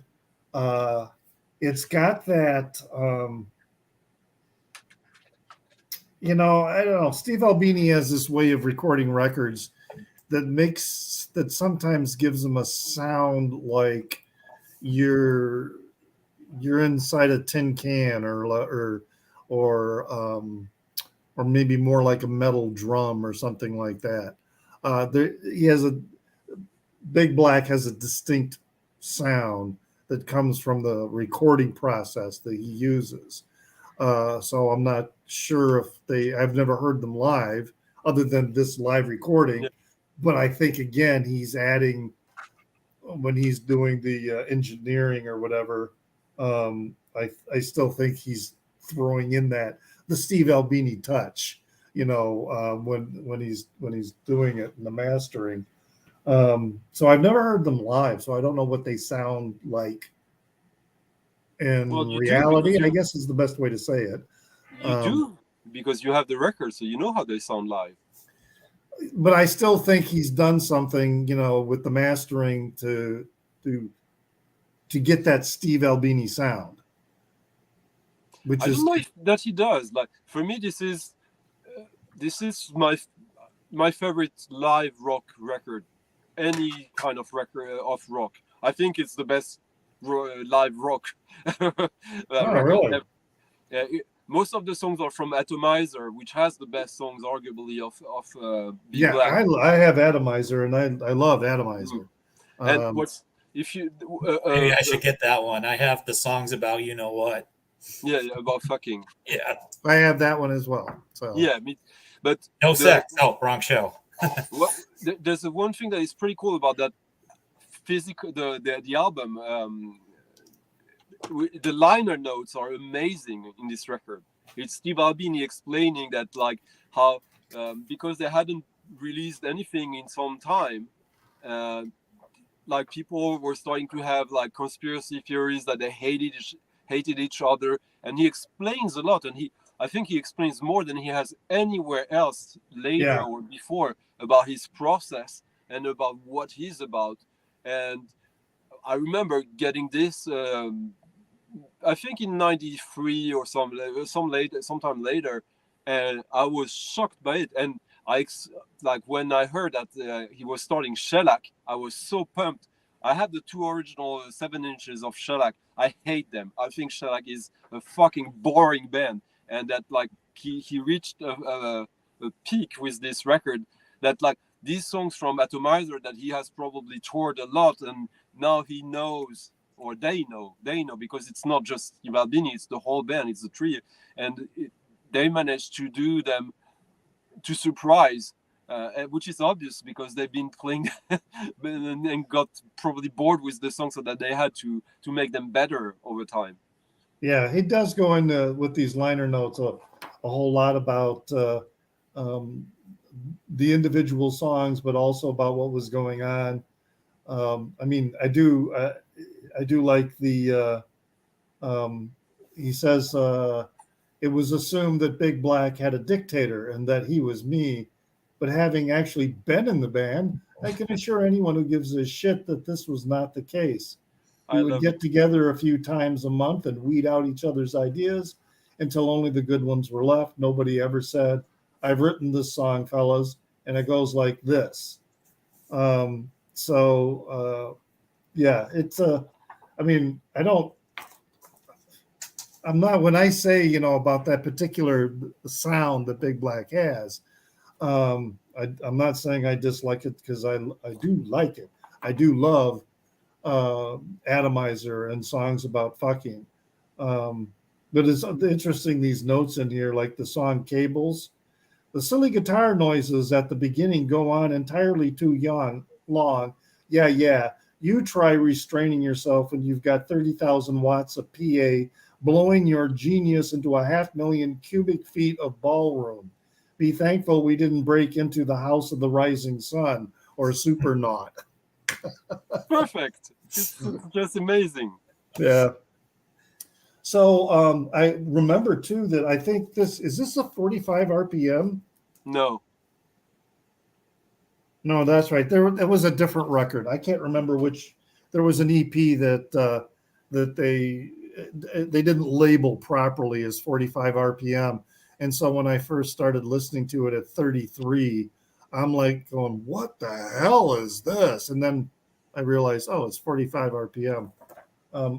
It's a Big Black record, I think, but I have one of the what's the project he did after Big Black? You were just talking about Shellac. I have one Shellac record, and I can't remember which one it is, but yeah, it was okay, but I've never been inspired to. It's pretty liveless, I think, and they were probably good live, but like the thing also with this the Big Black record is that when you got like some bootleg or some live recording of all the punk rock bands from that area, after you got a few you never expect for a live recording of this kind of music to sound good, and this one actually does. And in the Royal Albert Hall. Yeah. Or no, it was the Hammersmith Odeon. That's where this took place. Yeah. No, the Hammersmith Clarendon. Is that a different place? I don't know. Anyway. So there we have it. Big Black. What do you got, Chris? Well, before I show something, do you want to hear a random Steve Albini story that has nothing to do with your record? Sure. Is it poker? So I've actually met Steve Albini, and it had nothing to do with music. It had to do with poker. I don't know if do you guys know that he's a poker player? I have heard that, but he's a very good poker player. So when I was playing poker seriously, I'd go out to Vegas for about a month during the tournament series. And I have a friend who's from Chicago who's a professional poker player, and the Chicago guys who are big poker players are all friends with Steve Albini, because Albini's a serious poker player and he plays with those guys. And so it was like I was just at the bar one night with my friend Matt, and then Albini had just gotten into town. I think it was the Shellac tour he was over. And then they came by and we were just drinking beers, talking mostly about poker stuff. And also, Steve Albini doesn't like mainstream forms of poker, like No Limit Texas Hold'em is what you see on TV. He's good at like rare, obscure forms of poker, which I think totally fits his personality. And he's won 2 of those World Series of Poker bracelets, which means he's pretty fucking good. Okay. Yeah. He's not. You're thinking, oh, he's a celebrity. He's the table sucker. Not in this case. So, all right, let me show a record that has nothing to do with Steve Albini. Let's just get our grunge behemoth record out of the way. We did Pearl Jam and Nirvana last week. We got Alice in Chain Dirt. We got Rooster. We got Dem Bones. We got all that stuff they played a lot on MTV. There it is. And the metal guys all liked Alice in Chains, even though they hated Nirvana. That's what I've heard from a lot of metal guys. I can confirm. And the opposite is also true. Right. Alice in Chains is not. I knew of that. I knew of them, but yeah, I don't know. There were other things distracting me, so I wasn't listening to them. You know, the biggest, like, the funny thing is that the stuff that the guy, it's Perry Farrell, right? The singer. No, Lane Staley. Perry Farrell's Jane's Addiction. Yeah. Because Lane Staley, because he passed away many years ago. There's still a version of the band that's around with Jerry Cantrell. So. Okay. All right. Well, what do you got then, Jorgen? I'm going to go back to my roots, I'm going to say, but the normal me. This is very few times when I'm showing a CD single.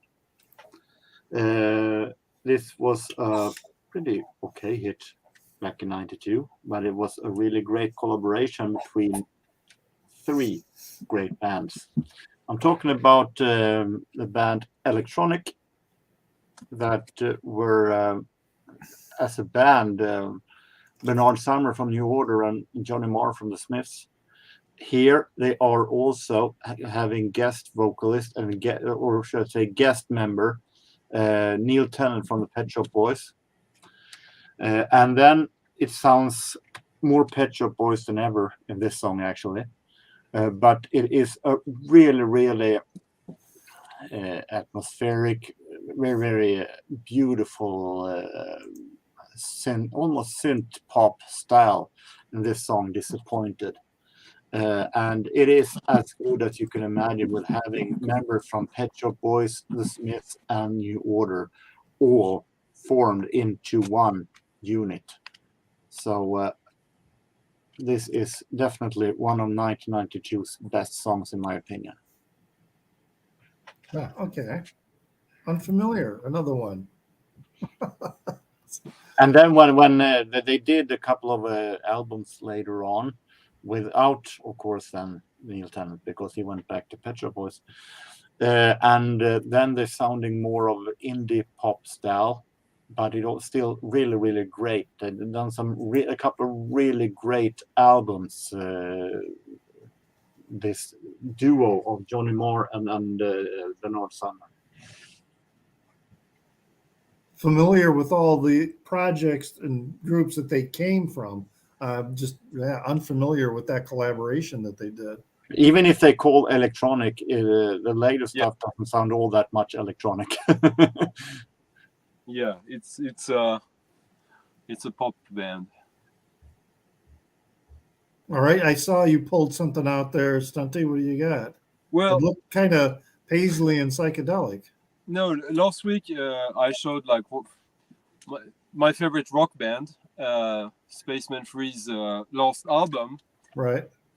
Last album means that they split up, and 92 they didn't it didn't take them long to go their separate ways in a creative way. So so Sonic Boom did this album, the first Spectrum album, which is like shoegaze, Nirvana, Nirvana, not the band, but like it's ecstasy. It's, and also with this super cool cover, which is, let me try to get it out. It's like an optical art cover with liquid in it. Yeah, you can. There's barely any left, but it's still there. Yeah. Okay. So yeah, this is. Yeah, I love this. At the same time, there's the first band from the first album from Spiritualized, which is the other main guy from the Spaceman 3. Also, absolutely stunning. A little bit different, less hazy, still hazy, but more pop in a way. And there's a song called Run, Run, Run, Run. Run is a beautiful, melancholic and very, or not melancholic, but very dreamy and motoric song. It's very cool. And then there's the project that most people forget to mention because it's not by the two main guys from Spaceman 3.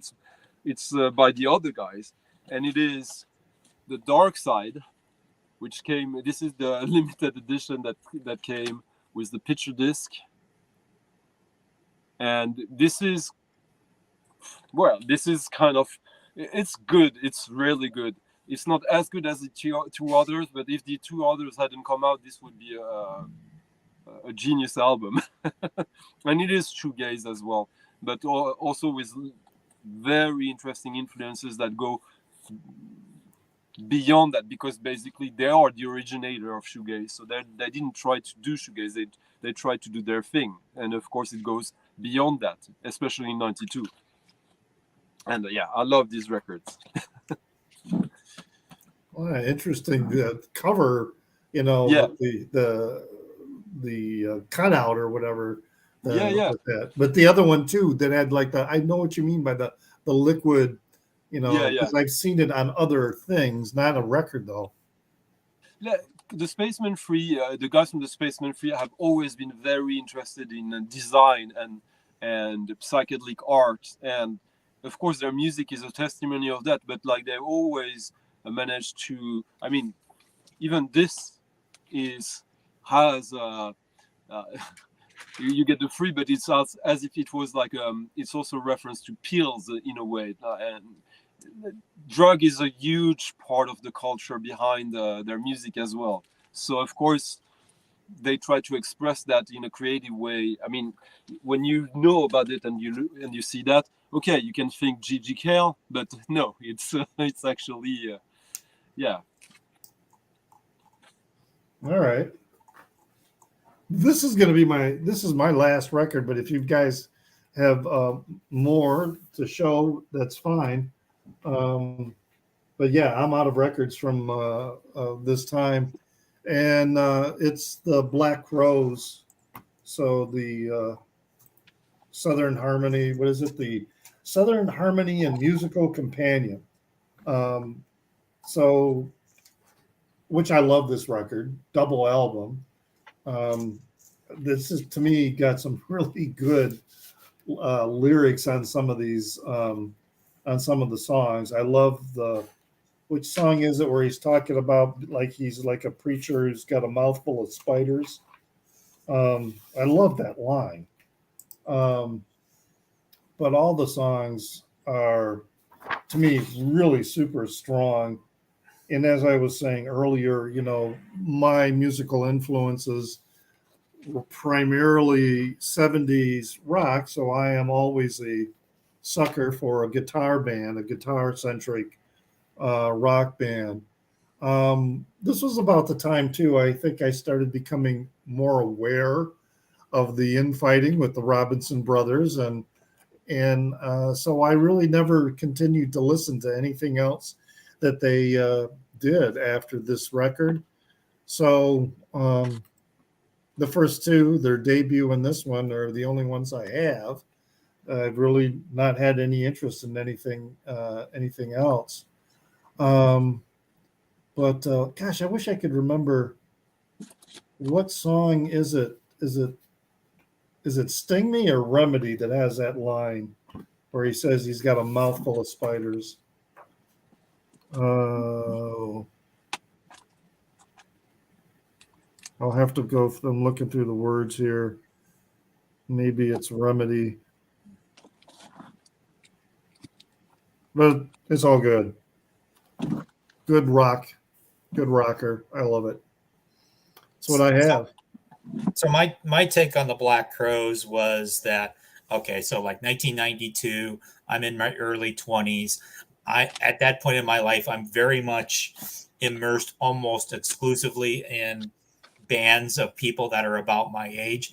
And the Black Crowes, even though they're probably about my age as well, that it felt too much like 70s rock. It felt like this is what your older brother would be listening to. So I kind of ignored it for kind of that shallow reason. So, I mean, I'm not that way with music anymore, but I kind of was 30 years ago. So Yeah.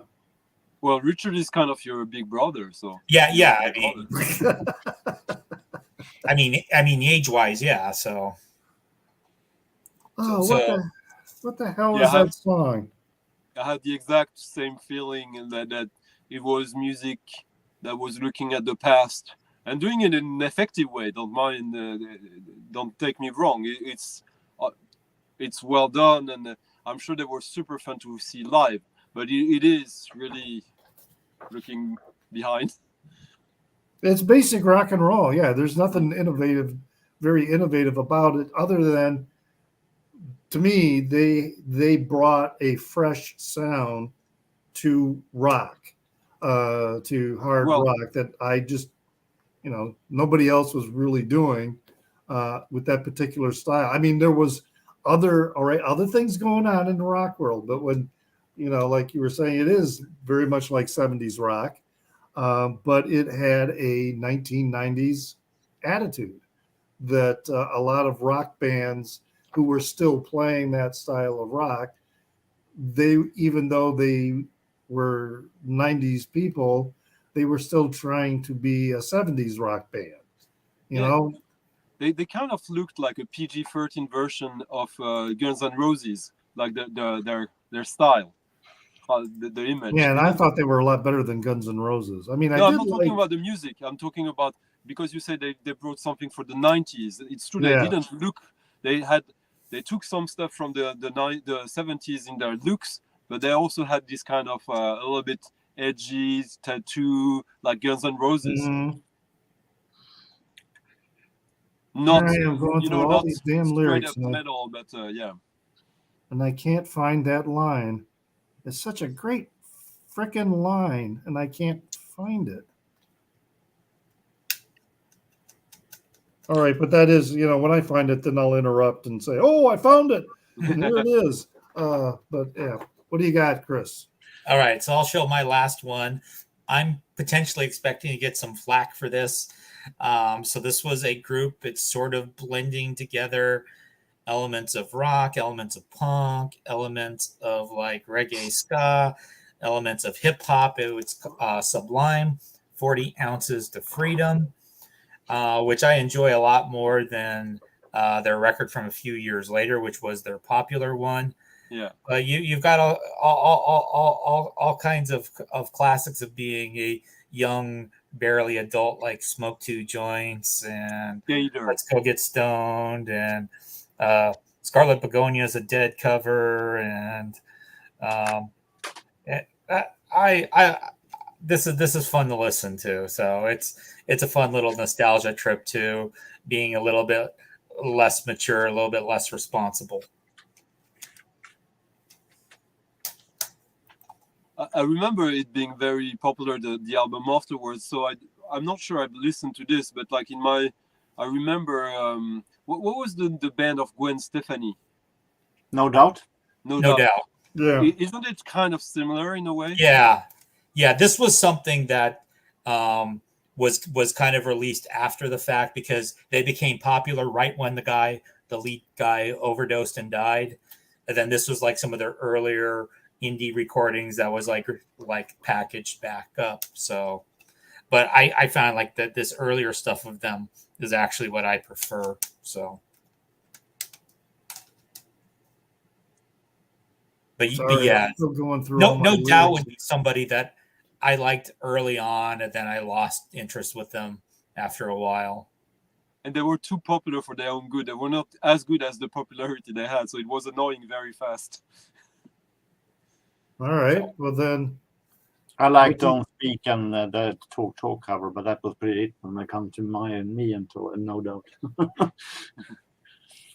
well, what do you I have? remember, but with No Doubt, like they were so always in the charts. And back then I was producing a radio show that I had a segment where I needed to play and show the alternative charts. And it was so annoying with No Doubt because they wouldn't go away. For like almost a year I had to play them because they managed to stay up in the charts. How many do you have left, Stunty? How many do you guys can Because have the courage for? the guys above are all out of records. So Yeah, but no, I won't. I have a lot of stuff, but like I won't go through everything. So I don't have that much either, so I can wrap up now with a lot of. All right. I can start with a record that familiar to Dave Stewart and the Spiritual Cowboys that I showed 2 weeks ago. I was surprised of how good it actually was. I didn't have high hopes for it, but realized that this was actually a lot better than I could imagine. And it has a lot of connections with Dave Stewart because I'm talking about Annie Lennox and her first solo album, Diva. I thought that the hit single Why was okay, but nothing more, like most of the songs of 92. But then I gave this album a chance, and I found out that it was, I'm not going to say a perfect album, but it was a lot better than I can imagine. So actually a really good album by Annie Lennox. Definitely her best solo album in my opinion. I can take a CD single, Mark Almond. I was going to show the Tenement Symphony, but I checked and they realized that it came out in 91. But this single came out in 92 in Sweden. So the Days of Pearly Spencer, really dramatic and really awesome Mark Almond song, really great, and I like the atmosphere in this song.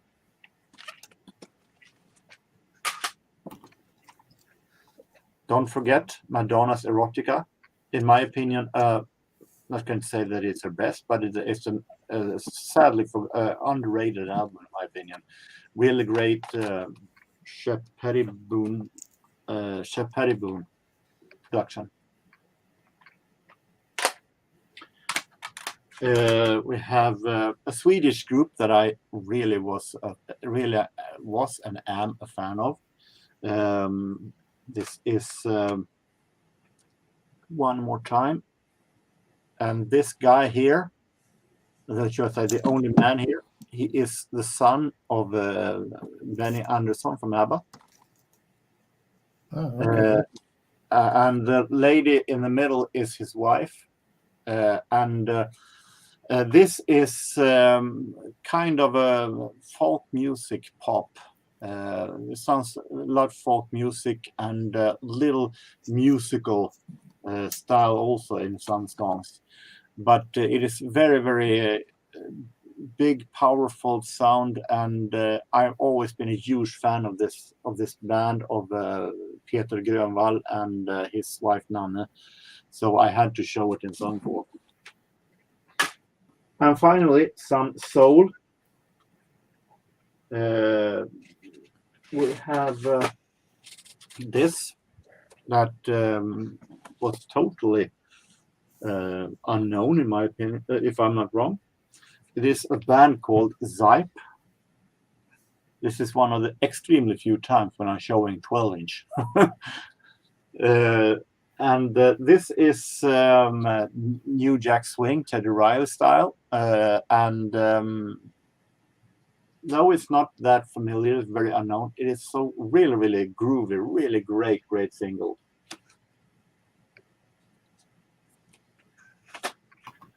Wade Elliott, keeping with names that no one knows about. Not that famous names either when it comes to production and so on. He was a background singer for a lot of Alexander O'Neill and so on. But this is really groovy, really smooth, and really, really great. Proof that even totally unknown stuff can be really, really great, actually. Blind by experience. And finally, when it comes to soul, Shanice, who at the time was 18 years old, famous for her I Love Your Smile song, but this album, which is a great Narada Michael Walden production, if I'm not wrong, is actually more than that. It's a really nice, groovy album. Inner Child. So I can also show some jazz records. This is a great concept with the vibraphone player Lars Estland Quartet that also contains Hammond organ, and it's a really great concert from '92, released on 2 CDs. So now I'm done. I've had quite a few. I have a couple I forgot to show. Oh, okay. We'll come just real around to quick. you.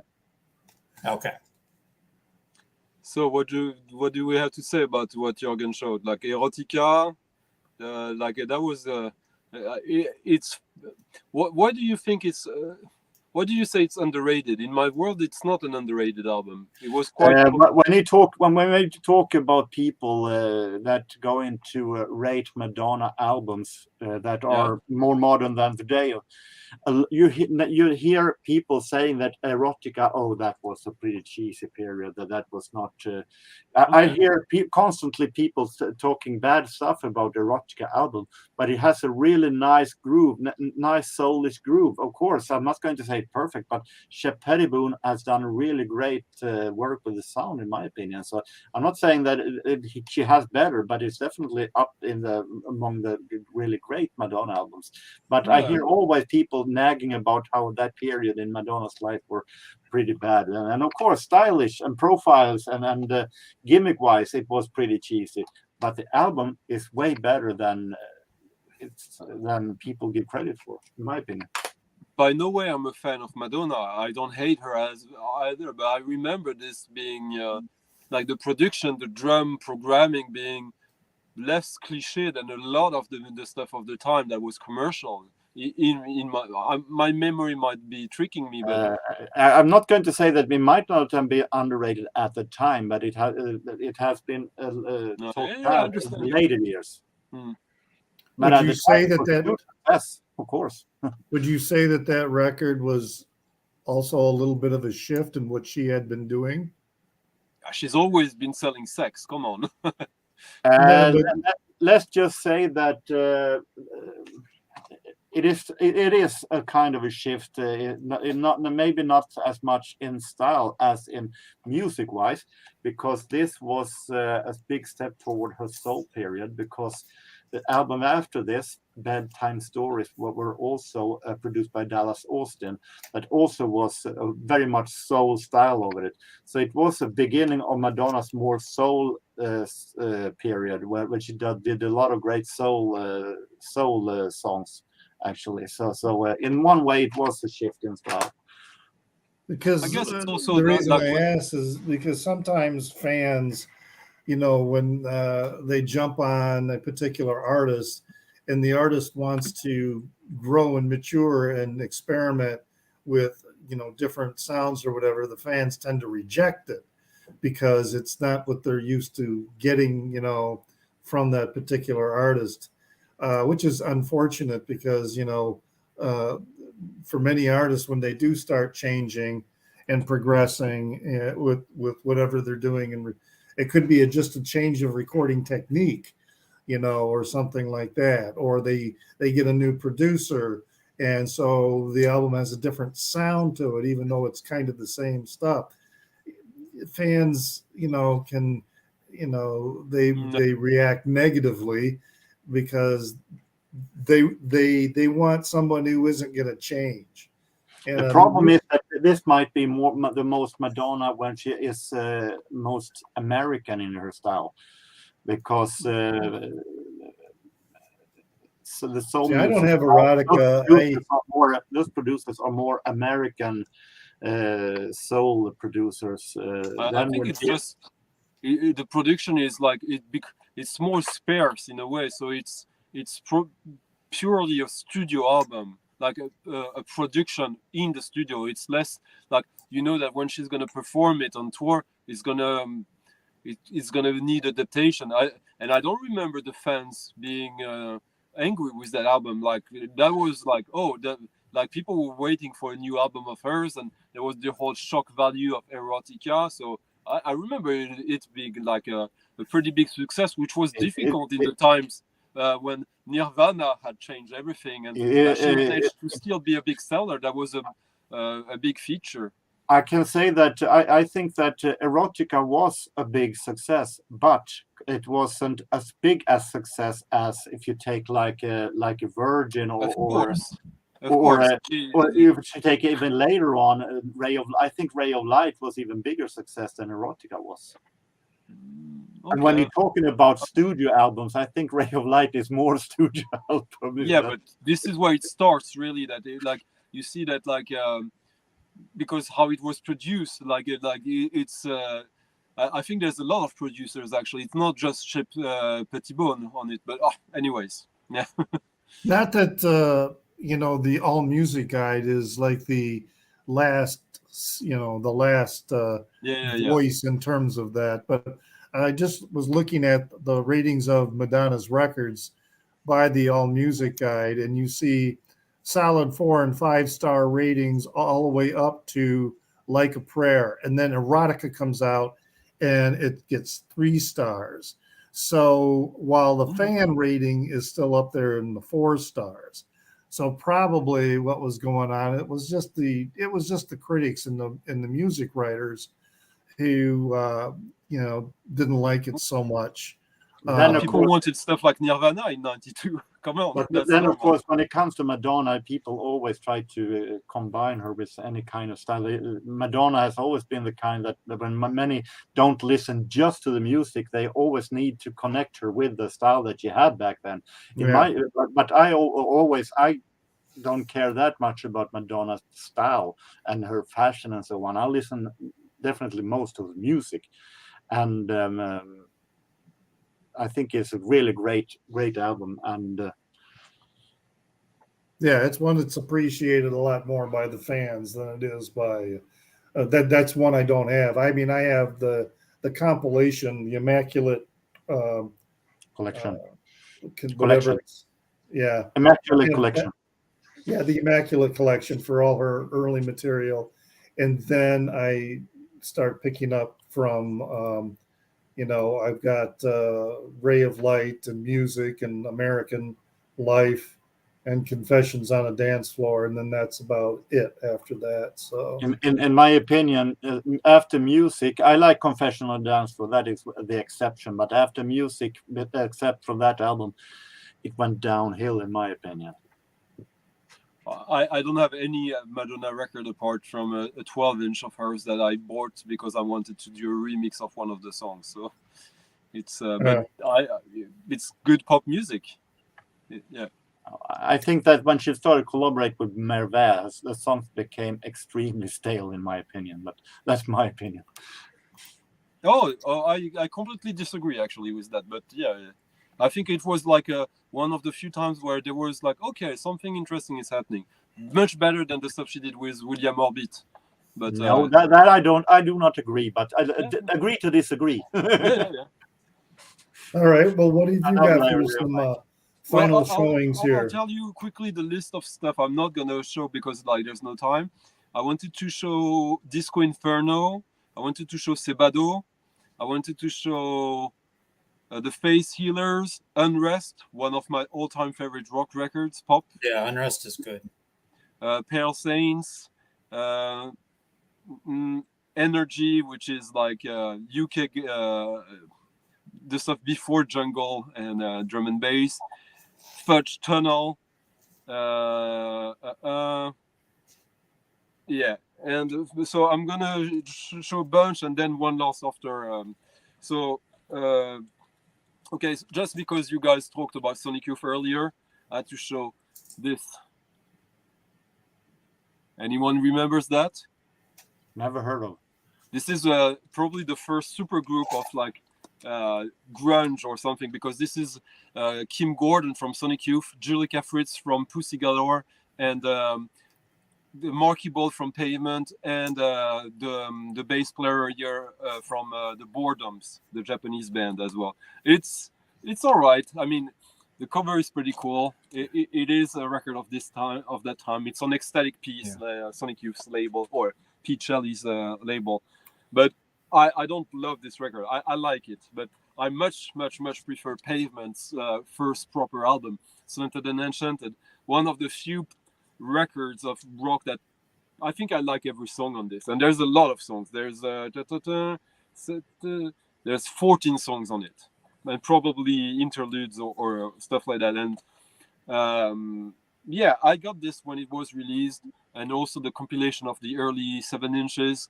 And I mean, Pavement is I love their third album even more than that, but this one is probably more direct and raw than I don't like the second one, and the third one is perfect also, but this is, I'm sure that Chris has listened to that at the time. Yeah, I showed it like pretty much at the beginning before you came on. Okay, but did you show this? I did not. Domestic, no. Which is this is the EP with 4 original songs that were not on the album, and they're I don't have that. So perfect. And you recognize where this is from, the artwork. They basically nicked this classic rock record. The name escapes me now, but this is one of the records I've listened to the most during my teens. This is the only Pavement I have. I want to get Slanted and Enchanted. It's been on my list for a long time, but I just don't see it. The one you showed is the one. I have it. I bought it. I have it. The first pressing of it that came with a bonus 7-inch.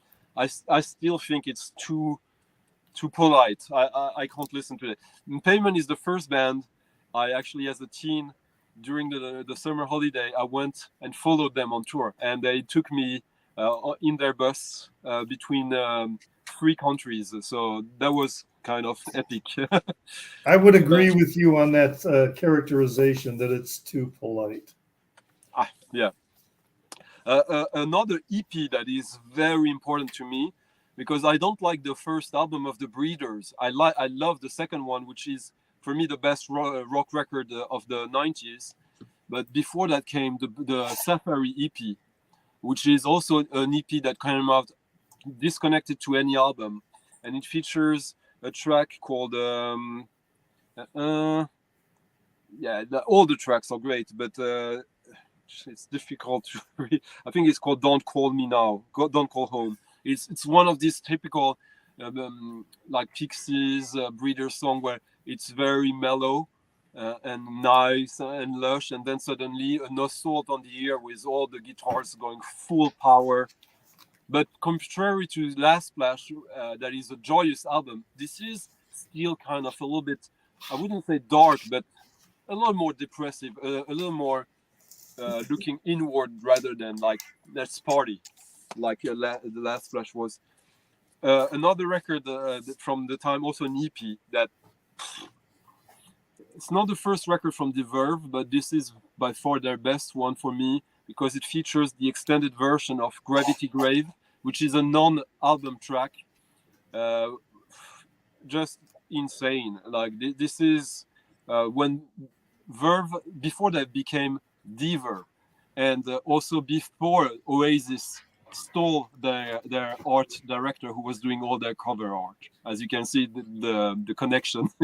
It's exactly the same concept, and it features like one of the greatest guitar player of the time, which was the Verve's guitarist Ian McNabb, doing like one of the most insane psychedelic noise guitar solo ever recorded, in my opinion. And back then, I remember the critics were kind of like, this is not music of now, this is too psychedelic.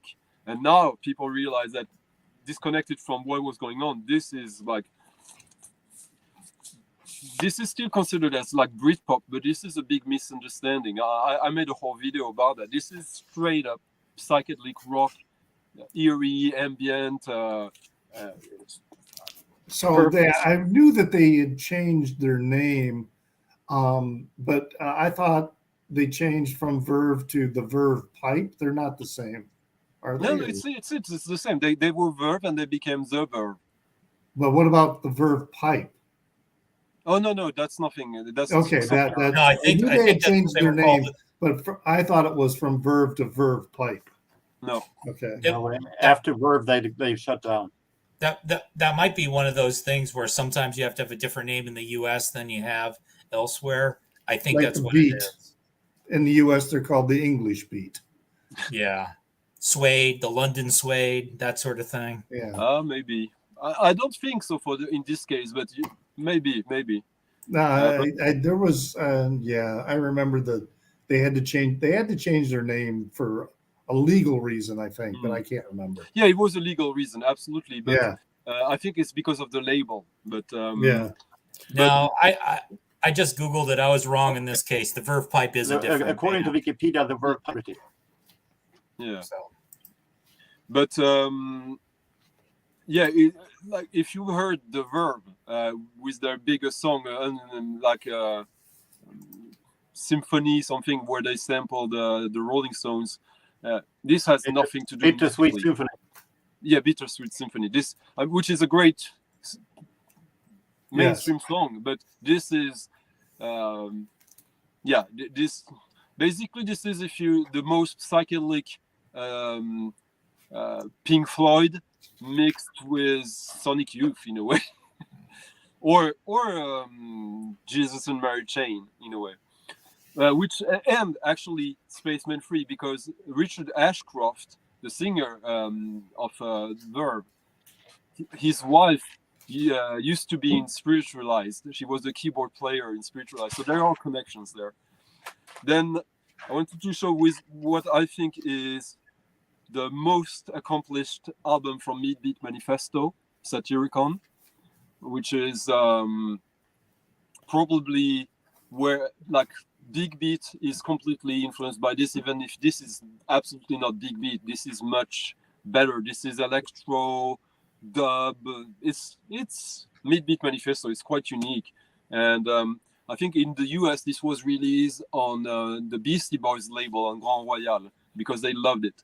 And he's still active and he's a true original. I won't go too much in details, but like people who know Midbeat Manifesto, they know how important he was. I think they did tour with Ministry in the US, and it was a huge live show, and it was one of the first like industrial band, even if they were more dance than industrial, that were pushing also the vegan thing that was pretty big in that scene. Does the title of the record have any? I mean, is there a connection to the Satyricon? Yeah, and absolutely. And well, this guy is an intellectual in the truest sense. Like he's coming from the people. I mean, from he's working class, but this is a smart record. I think I showed his previous one, which makes me break my rule for the first time of showing two times the same artist, but and I showed it quickly because Underground Resistance, World to World, the biggest techno track of '92, Detroit techno, epic. Mad Mike. I don't know what more to say. Like people who know techno, like the underground techno, which techno is underground. when techno is not underground, it's something else actually. Like there's which is fine, but yeah, this is one of these records that has been pressed over and over since it's released. It's a stone cold classic of techno, very deep and epic, but still very raw. And I have one last thing that I'll talk about after Chris, if you are okay with that. My mouse is freaking out on me. There we go. Trying to get my mouse to work. Well, now, Chris, you said you had a couple more? Yeah, I got 3 more that I'm just going to show like bam, bam, bam, if that's okay. Sure. Okay, so we got some PJ Harvey, Dry. If I'm on next week, we'll probably talk more about PJ Harvey next week. Which came out on Too Pure, my favorite label of the 90s. And it's the only record I don't like on that label. But she's great. But it's so different from the other stuff on that label. All right. And then this is not my favorite Cure record, but The Cure put out a record in 1992. It was called Wish. And you wish you had this on vinyl because it's worth a fortune. Yeah. Friday I'm in Love is a really great song, though. And then in this very cracked up CD case, this is Uncle Tupelo, March 16 through 20, 1992. This is kind of a classic of the alt country genre. This band basically fractured into 2 pieces. One piece became Wilco. The other piece became Sunvolt. Ah, that's why I know the name. Yeah. And so that's it. I'm done. Oh, okay. All right. It's funny though that quickly about that the cover art, like it's such an early 90s cover, but like it looks like it doesn't match at all the music you described. Yeah. It's very like industrial Sonic Youth or stuff like that. Yeah, I mean, they're singing about coal miners and stuff, moonshiners. All right. Well, then, Stunty, did you have a couple more? Or? Yeah, I have just one more band. I'll show. It's the only band that like no one that I'm gonna show that no one knows. There is not a big band. It's just a personal thing. And the reason why they're not big, in my opinion, is because they only did 3 EPs, not even an album. They did an album where they re-recorded these songs, and it's totally crap. It's pure shit. I don't know how they could fuck it up that way. So this is Mint 400, which is a reference to the race in the Hunter S. Thompson book, if I remember correctly. And it's, I think they're British. And they did something very, very odd. This is the record from 92, Gas. I saw them live, so this is why they signed it to me back then. It was in the historical techno club of Paris, the Rex Club. I saw them on a Wednesday night at midnight. I remember lying so much to my parents to go to that gig.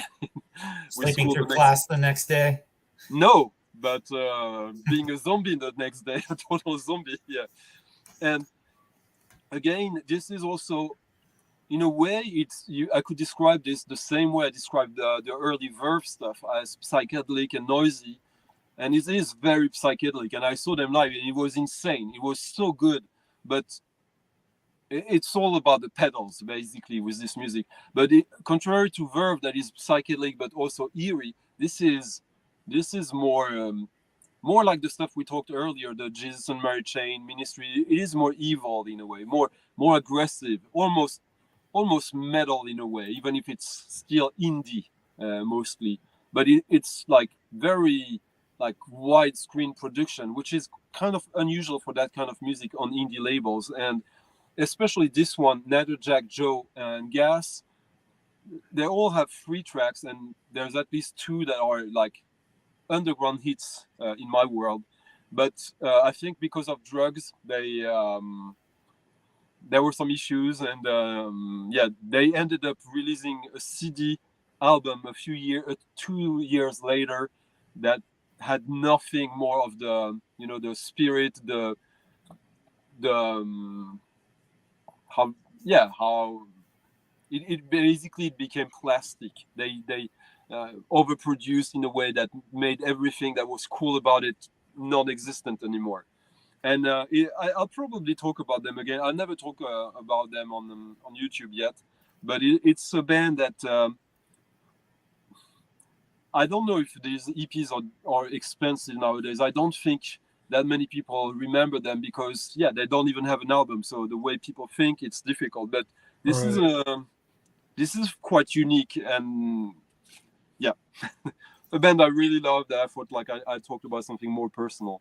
My guess, if I looked up on Discogs, it's either super cheap or super expensive. Nowhere, it's not in the middle. I guess it's super cheap until it will become impossible to find, and then the next person who really wants it, will transform this into a super expensive thing. Yeah.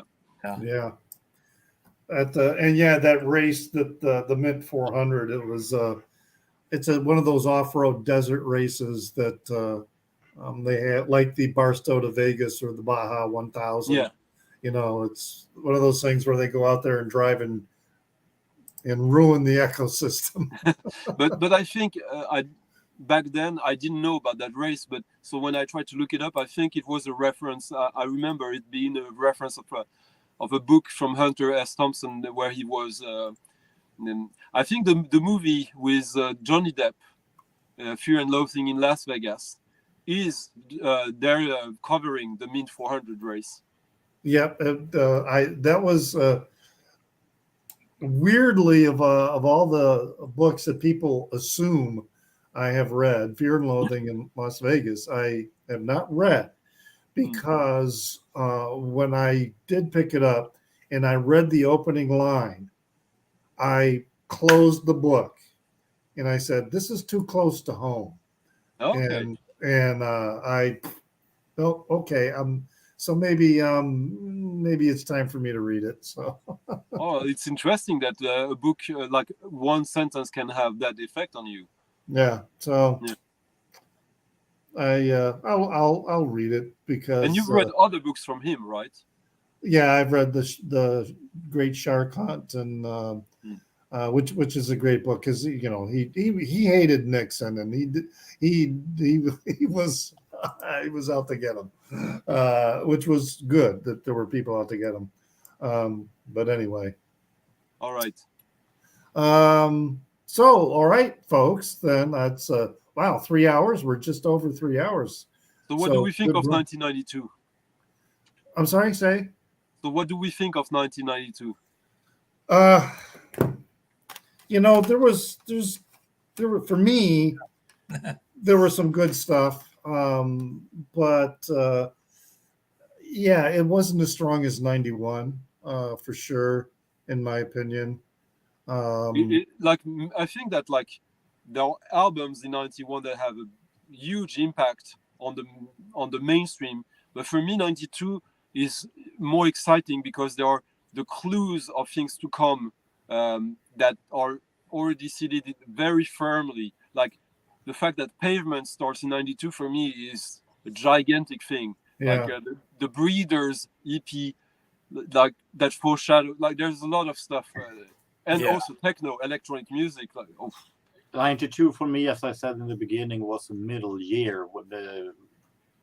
That it would be becoming great stuff. It was great stuff backwards, but 92 was a lot of stuff that didn't grab me that much. It was okay, but nothing more. So I say a middle year. Yeah. For me, it was a very strong year. Kind of going along with what Stunty said, you had some of those monster hit albums from 91, which really kind of changed the direction of mainstream music for at least a few years and gave a lot of these bands that were traditionally underground indie bands a little bit more focus than they generally got. And then for me, the next 3 or 4 years are going to be exciting, and then the late 90s I'm going to be doing the Jordan once we get to about 97 or so. The records that had the most impact for me in this year would have been this one. Okay. Oh, you froze? Yeah. Well, it's got one of the strongest singles for sure. Killing in the Name is. I mean, the album is not on the level of Killing in the Name. There's no song that compares to it, in my opinion. I could get a single of Killing in the Name, but I don't need the album. I bought it back then, but There, it looked like StreamYard went down there for like a couple seconds because I lost everything. Yeah, you were frozen. We were still here. Yeah, oh, you were still here. Oh, so yeah.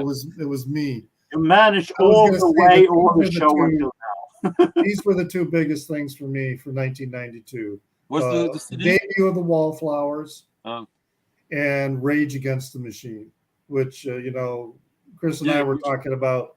That this album was like, wow.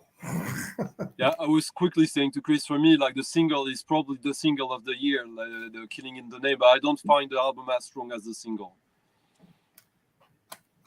All right, so you might not see me next week because I don't know how much I can tolerate hearing about Oasis. So don't worry, I'm the only one enjoying them, I guess. Oasis yeah, I think there was like one song of theirs that was I was more into Blur than I was into Oasis. Yeah, me too. I'm an Oasis fan. Me, I'm more of a US alternative guy than a Britpop guy. So, well, yeah, I think like the thing is that Oasis is Britpop. Blur is something different. But yeah, for me, Oasis destroyed everything. Yeah, I would probably be leaning in that camp as well. No, and they destroyed themselves. Agree, actually, Jürgen, because you can destroy for a positive. You would think it's a positive, and they did. They really killed indie. They totally killed it. They made it non-viable anymore. Back then in 1993, I did not like Oasis. That came after 1996, so I'm always late. Yeah. Well, all right then. So we'll be going up to 1993 for the next episode, which may or may not be next week, but definitely it'll be 1993. And I appreciate you guys showing up with your records and your knowledge and dropping that here. Thank you to the audience that joined us and stuck around for the most part. Appreciate it. And I got nothing else except to remind you, oh yes, NewsDude76, and that's how you find me on Instagram. And as always, pray for the people inside your head, for they won't be there when you're dead.